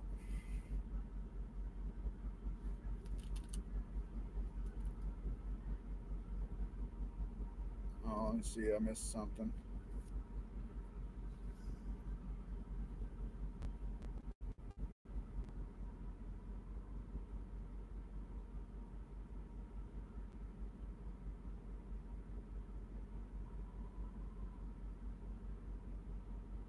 Man, I missed a whole lot.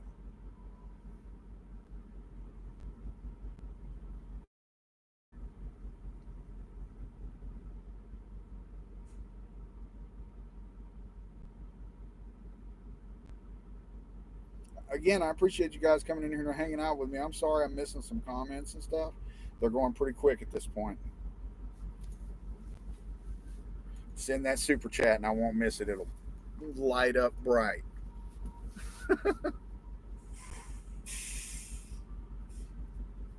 Thank you, Lola. I'm not going to sit here and spew my politics. I have a Facebook page for that.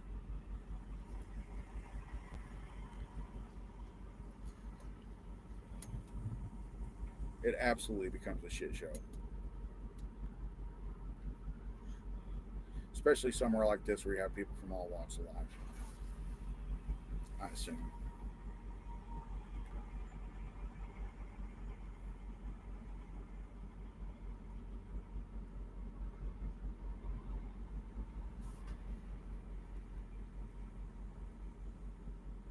My pleasure, James. It's it's as good for me as it is for you. I have nothing else to do. I'm just sitting here until tomorrow, and I don't have to deliver until like 4 in the afternoon tomorrow, and I'm like an hour away from there. So smokers are more vulnerable to get COVID. Okay, well, stopping smoking for 2 weeks is not going to change the fact that I've been smoking for like since you were probably before you were born.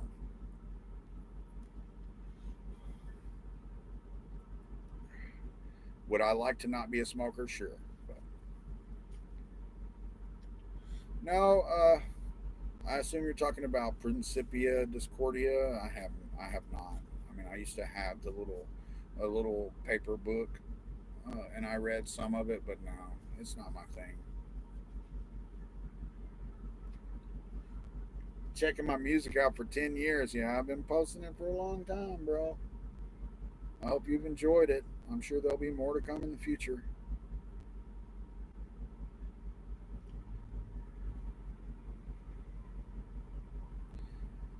I'm going to smoke after I smoke. You're right. You're absolutely right. But here we'll do this. Is that going to give me COVID too, Jason? Water fasting. That's a bunch of new age bullshit. I'm sorry. I don't do anything.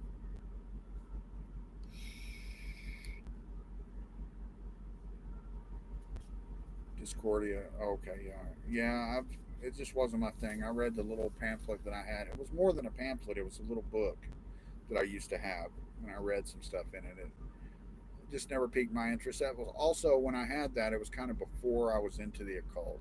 It was when I was like doing death metal and playing in bands for years. It was before I had found the occult.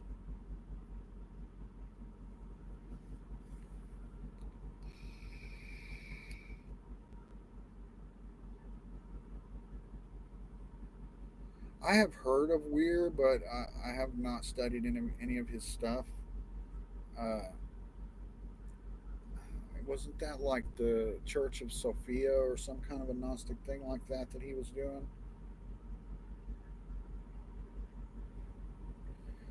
Yeah, Shane, Danny. Yeah, man, I've been trying to get back on it. I mean, I think we talked on the phone the other day, and I told you that the order that I made didn't come, and it should be there now, but I won't get it for like a month. Yeah, I mean, I actually have cut down a little bit over the last since I've been back out by vaping some more. But I need to get that other device. I think that this one is not keeping me off as well as the other one will.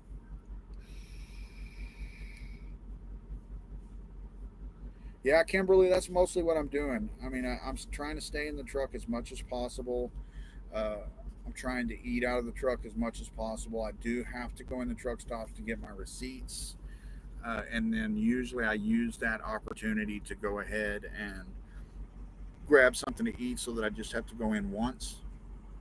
And then I still do in the mornings, I go in and I get my coffee and use the restroom and stuff. But I wear some gloves when I go in and use the hand sanitizer stations in there, and I stay away from people. So I'm being I'm being as careful as I possibly can.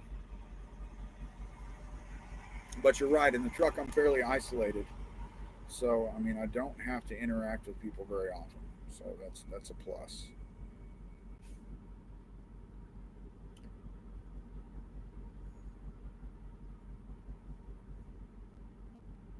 the Now Church, you're talking about Lon Milo Duquette. He's a fantastic human being, man.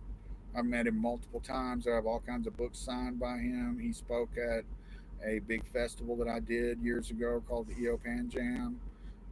He's visited locally, and I've hung out with him quite a bit. He's a fantastic dude.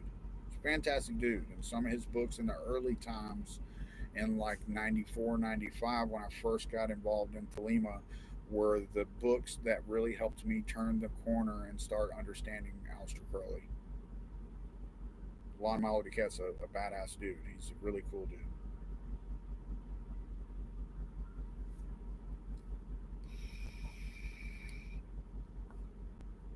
I have not tried the patch. I'm not interested in the patch.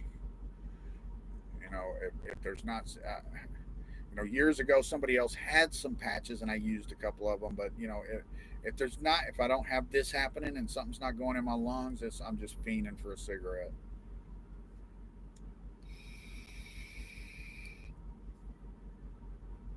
All right, Jesse 93. It's my pleasure, man. I'm glad you've enjoyed the videos and they've helped you. I'm glad. 93.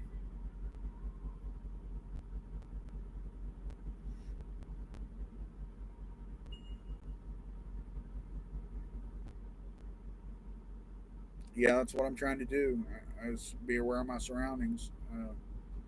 I see a lot of these truck drivers that they're just still doing the regular old thing. And I'm just trying to keep my distance from them and be careful. That's all I can do. We talked a little bit about Enochian magic earlier. I think that more or less you're creating a mood and creating a space that puts you into a specific mindset to try to open your mind and allow you to meditate. Uh, I don't really believe in the supernatural, so I don't believe in contacting external entities and stuff. But I do believe that you are able to have revelations and realizations through meditation, and I do believe that ritual of different types and form factors help to facilitate that by putting you in a certain mindset, in a certain mood, preparing the space, and all of these things I think do help you to open up your mind and allow you to affect your psychology more readily, more directly.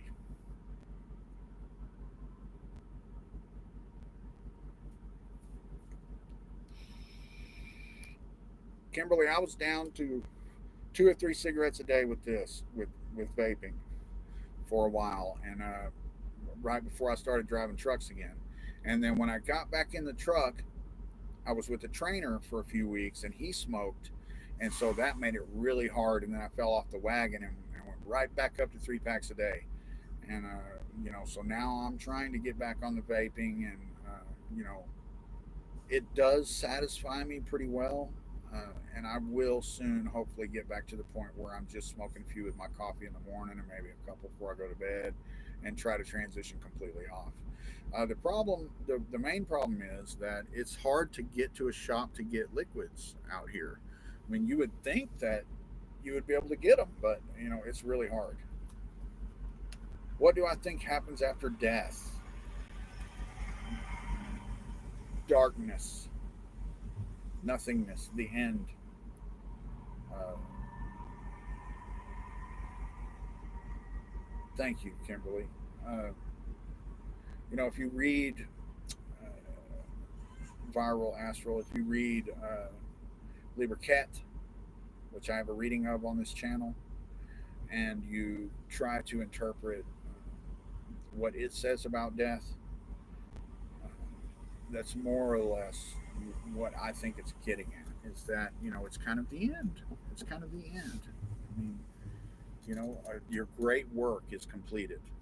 What Thelemites refer to as the great work, which is interpreted in many ways, but to me, the great work is the completion of your life. Maybe we're reincarnated. Maybe there's a heaven. Maybe, who knows? Nobody knows. What I know is that I don't have any proof or any evidence that there's anything beyond the grave. I don't have any proof or any evidence after 25 years of doing rituals and all kinds of shit. I don't have any proof that anything supernatural exists. I just don't. Modern Magic by Donald Michael Craig. That was like the book that I learned to do the LBRP from. It was, I, it was, yes, I have read that book. It was a really good book, and there's actually a lot of Thelemites who got their start in ceremonial magic from that book. Because back in the day, like back in those days, like Thelemic books were hard to come by, and Modern Magic was one of the only ones that you could buy at the little occult shop or at the Barnes and Noble uh, that had ceremonial magic in it. So a lot of people were exposed to ceremonial magic through that book. I was pretty sad when he passed away. It was several years ago now.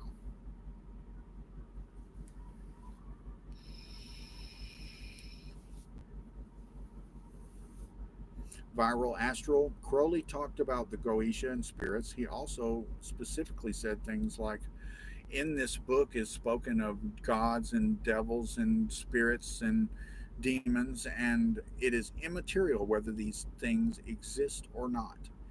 Crowley, in many, many, many places, talked about things in terms that could be construed from an atheist perspective or from a theist perspective. The Gnostic Mass itself was written so that even the most staunch man of science could not deny its truths.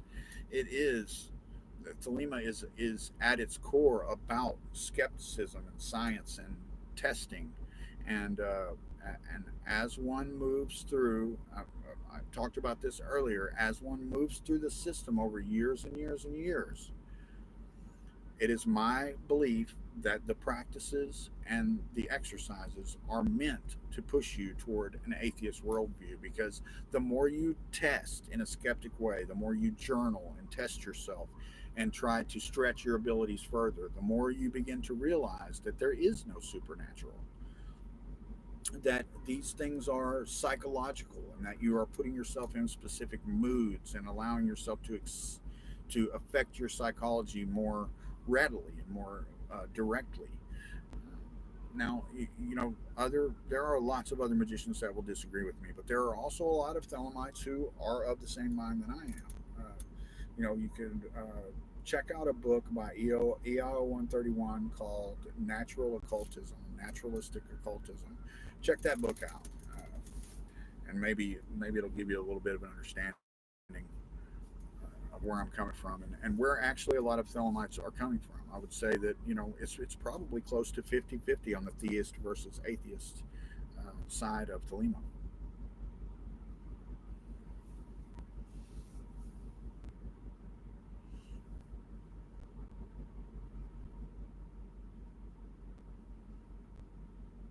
Yes, my name is influenced by Liber Oz. In the 90s, the first time I read Liber Oz, I was like, it just really resonated with me, and I felt like I had already been living my life by this forever. And that's when I chose Oz as my moniker, as my magical motto, and I was baptized under the name Oz in 1995, and I've kept it ever since. So what's that? 25 years. 25 years, man. That's a long time that I've been Oz.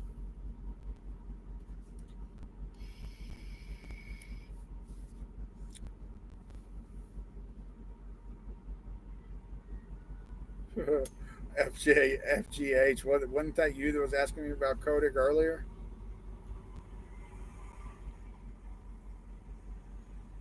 In my opinion, he's a charlatan, EA Kodak. But like I said earlier, more power to him. If he can get those suckers to pay all that money and he makes all that money off of it, man, that's more power to him. I could take that route. I could be Mr. Wizard Oz and charge a bunch of money. I could have done that years ago and probably made a bunch of money, but it's all bullshit. I'm not going to do that kind of shit to y'all.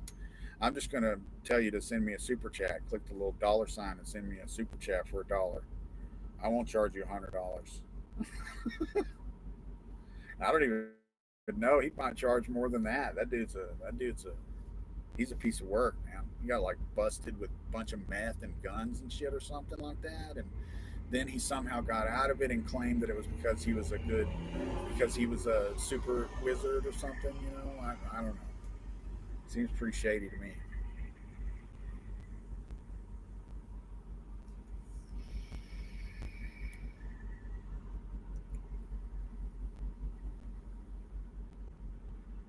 The great and powerful Oz. Yeah, don't look behind the curtain, goddamn.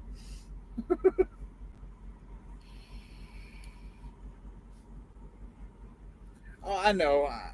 I know that Crowley did a lot of drugs, and there's nothing really strange about that. I've done a shit ton of drugs in my time too, so I'm not necessarily judging him for that. But meth is a dirty ass drug. I'm sorry. I've done it before, and it's a dirty ass drug, and the people that do it are dirty motherfuckers, and they will stick a knife in your back quick. And you have to also think that Crowley did drugs, but when he was doing drugs, they weren't illegal. There was nothing.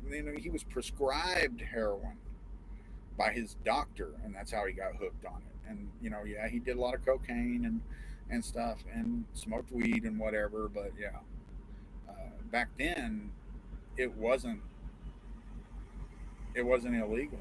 It wasn't the same as it is now. And even today, yeah, I mean, crack and coke are the same drug technically, but you don't see a lot of people on cocaine going around, doing the shit that meth heads do.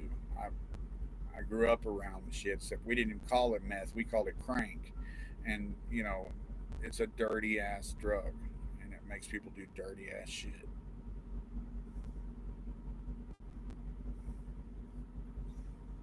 That's right, meth is not the way of the Jedi. You're right.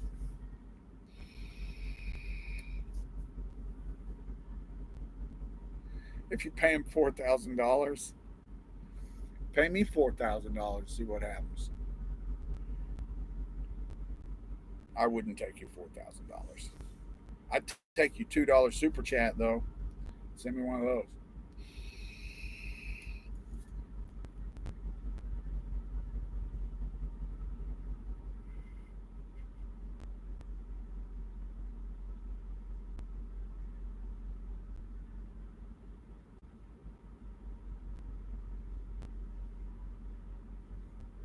Don't get me wrong, Kimberly Crowley just got high. I mean, he did. He did a lot of cocaine and stuff like that wasn't ritual based. And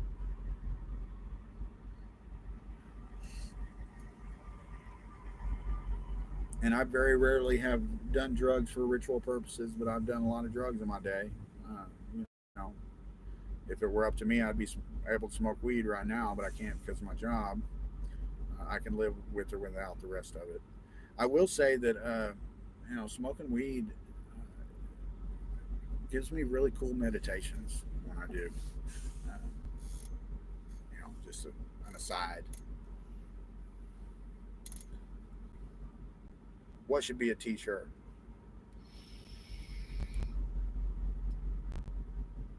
Meth is not the way of the Jedi should be a T-shirt. you know, if I was to hit 10,000 subscribers, it would let because I make T-shirts and on Teespring. I have a little store there, and when I hit 10,000 subscribers, it'll let me put my T-shirts on the feed underneath the video, and that's something that I'd like to eventually do. It's like something like you said, meth is not the way of the Jedi would make a cool shirt. I could go bust one out real quick and put it up in the thing. There's a musician recording and engineering show that I watched. This guy that does that. He makes shirts with funny little sayings and only leaves them up for like 3 days or something, and puts them underneath his videos and stuff.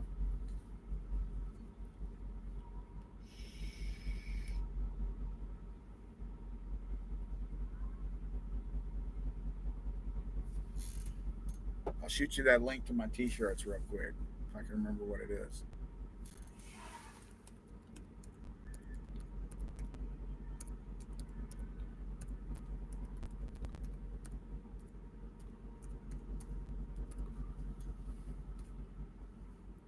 I think that is it.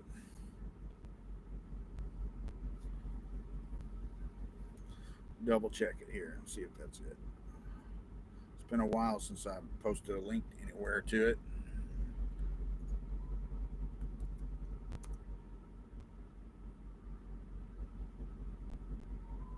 Yeah, that's it. So yeah, if you want a cool Thelemic shirt, I got some there. Hoodies, long sleeves, short sleeves, girl stuff, all kinds of stuff.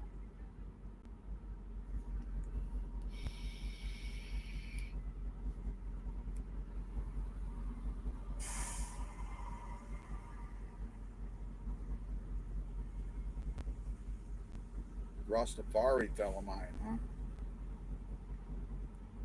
Yeah, I found that it's really good for meditation for me.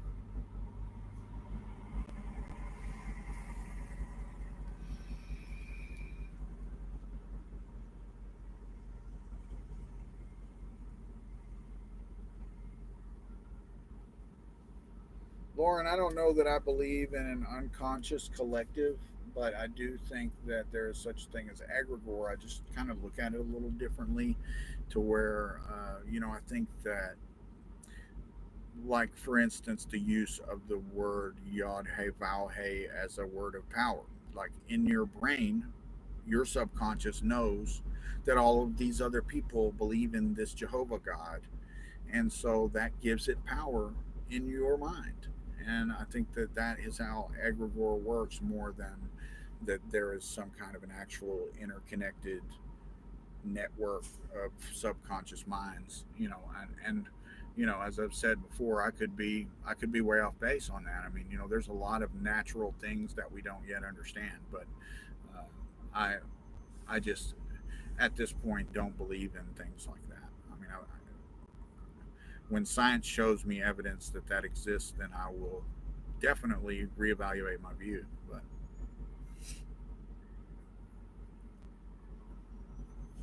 oh, it's okay, viral. You don't have to get. I'm not really begging for super chats.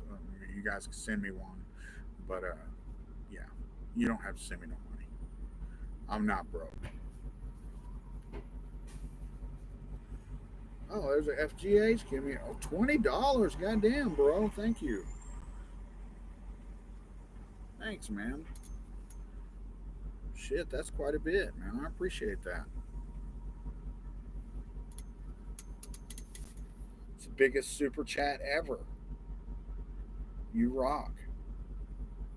Now I got to figure out how to do some kind of sticker. There's some kind of stickers thing or something that I have not figured out yet. Well, did anything go off on the screen when you did that or anything? I got to figure that out, man.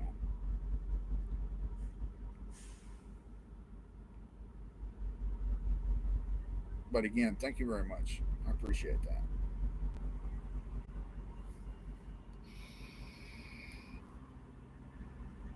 Yeah, there's some way to make it to where when somebody does a super chat, something pops up on the screen or something, but I have not yet figured out how that works. I have it enabled, but I don't have a clue how it works.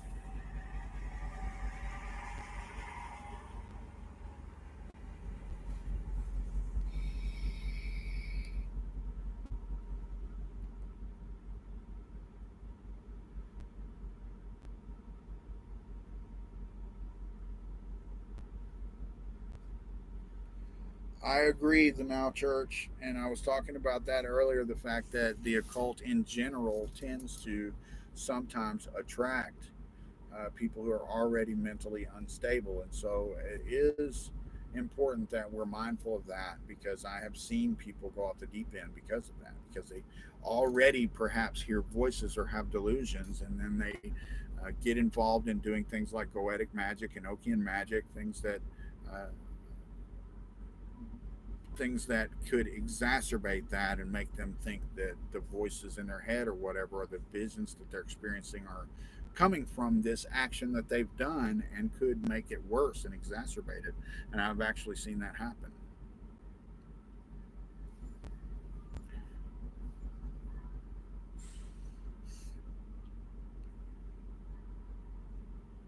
ring a bell. You know, I don't have a bell. I could probably get something on my phone though to play. I'm trying to think what I do have. I'm not going to set my keyboard or any of that stuff up. You know, I have a MIDI keyboard and an interface and speakers and a guitar and microphone stuff in here to try to get a chance to do music in here, but I haven't really done any so far. Actually, I don't know if Danny's still in here, but oh, there he is. He's still in here. Wave sale, same price as yesterday. Shane and I, like I said earlier, we've been playing music together and stuff for a long time, record stuff together, and there's a company called Waves that makes plugins, and man, they're always doing crazy sales where the plug-in costs $39.95 one day, and then the next day they do a 50% off sale, but they jack the price up to $80 so that it's still $39.95, and it's just crazy the way they do it. They've gotten so much money from me, so much money. I have so much Waves plugins.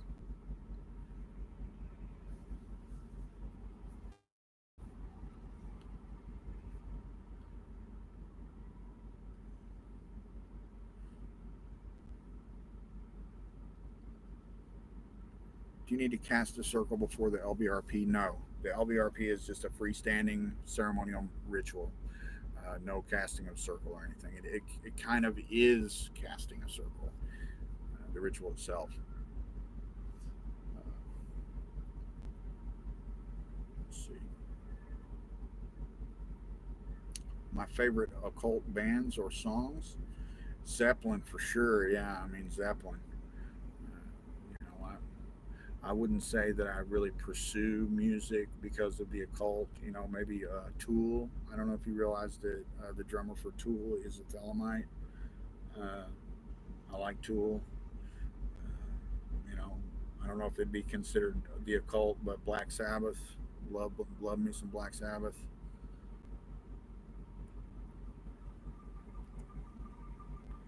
Let's see here. Trying to go make it through these comments, guys.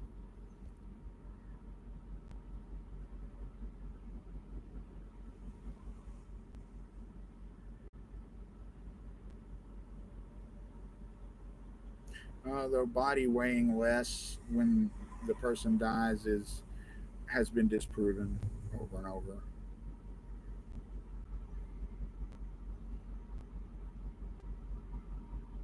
You can get it cracked. You know, I used to use cracked plugins and stuff, but once you start spending money on them and they start giving you discounts and stuff like that, I mean, it's worth it. Like I used a cracked version of Ozone years ago for mastering, and then at a certain point it was 32-bit and it wouldn't work anymore. And you know, they've gotten so good at doing these plugins to where you can't really crack them very well. And you know, when you crack them, they become unstable.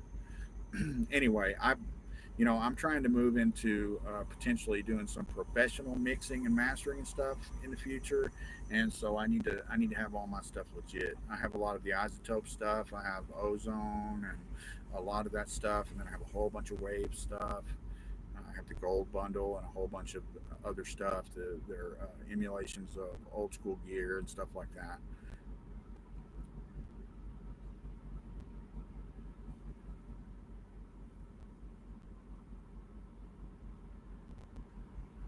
Well, Shane, the Danny that's in here, James Jones, dude, he's probably, I bet he's got 40 guitars. He's got two or three drum sets. He's got all kinds of recording gear, all kinds of live performance gear. He's got everything you can imagine, dude. Just about everything you can imagine. Uh, and you know, recently he and I were discussing opening a studio together in the future, and you know, he's got a lot of recording gear, and a lot of the stuff on my channel, actually the later stuff, has been recorded there at his place, and then I do all the mixing and mastering and stuff.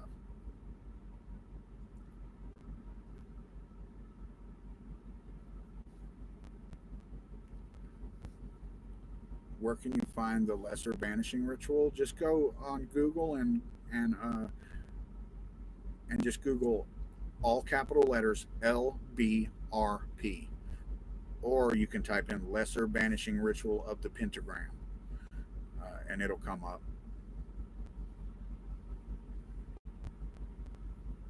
Venom, no, no venom for me, guys.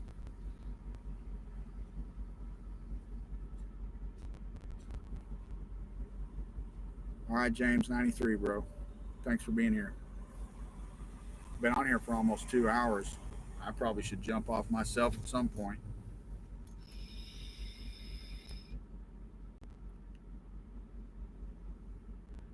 Pro Tools. Yeah, we use Shane and I use Studio One. We have Studio One for professional. We were early adopters of Studio One and have been using it for a long time since it first came out, basically. Thanks, Jason.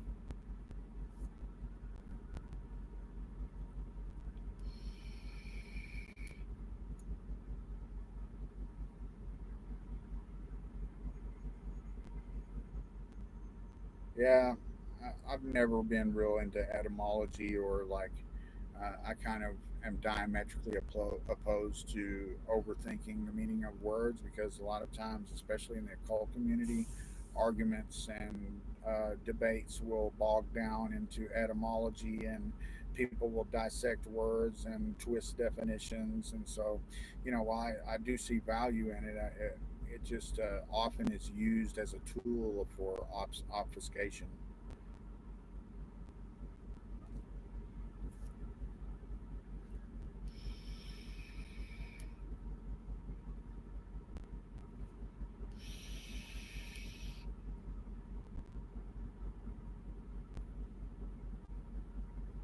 Yeah, Studio One's good, man. I mean, it's fantastic. I love it.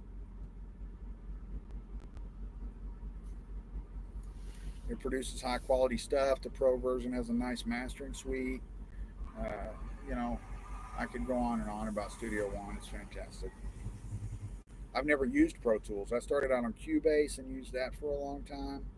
I had a crappy version of Cubase, an older version, and I used that for quite some time. And then before that, my early stuff was done on Adobe Audition and also on Audacity.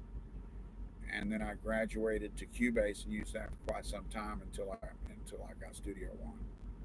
Actually, one of the guys who helped write Studio One is a Thelemite and used to be a high up OTO member, and he actually hooked me up with my pro version for free. It was really badass.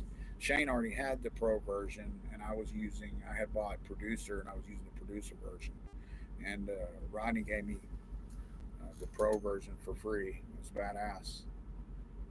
And of course, I've upgraded and stuff since then, and gotten the newer versions and stuff. But yeah, just kind of cool to know that you know Rodney was like the freighter superior's right hand man in Ireland, where he's at, and he used to work for Steinberg and was helping with Cubase, worked on Cubase, and then some of those guys left Steinberg and went and wrote Studio One.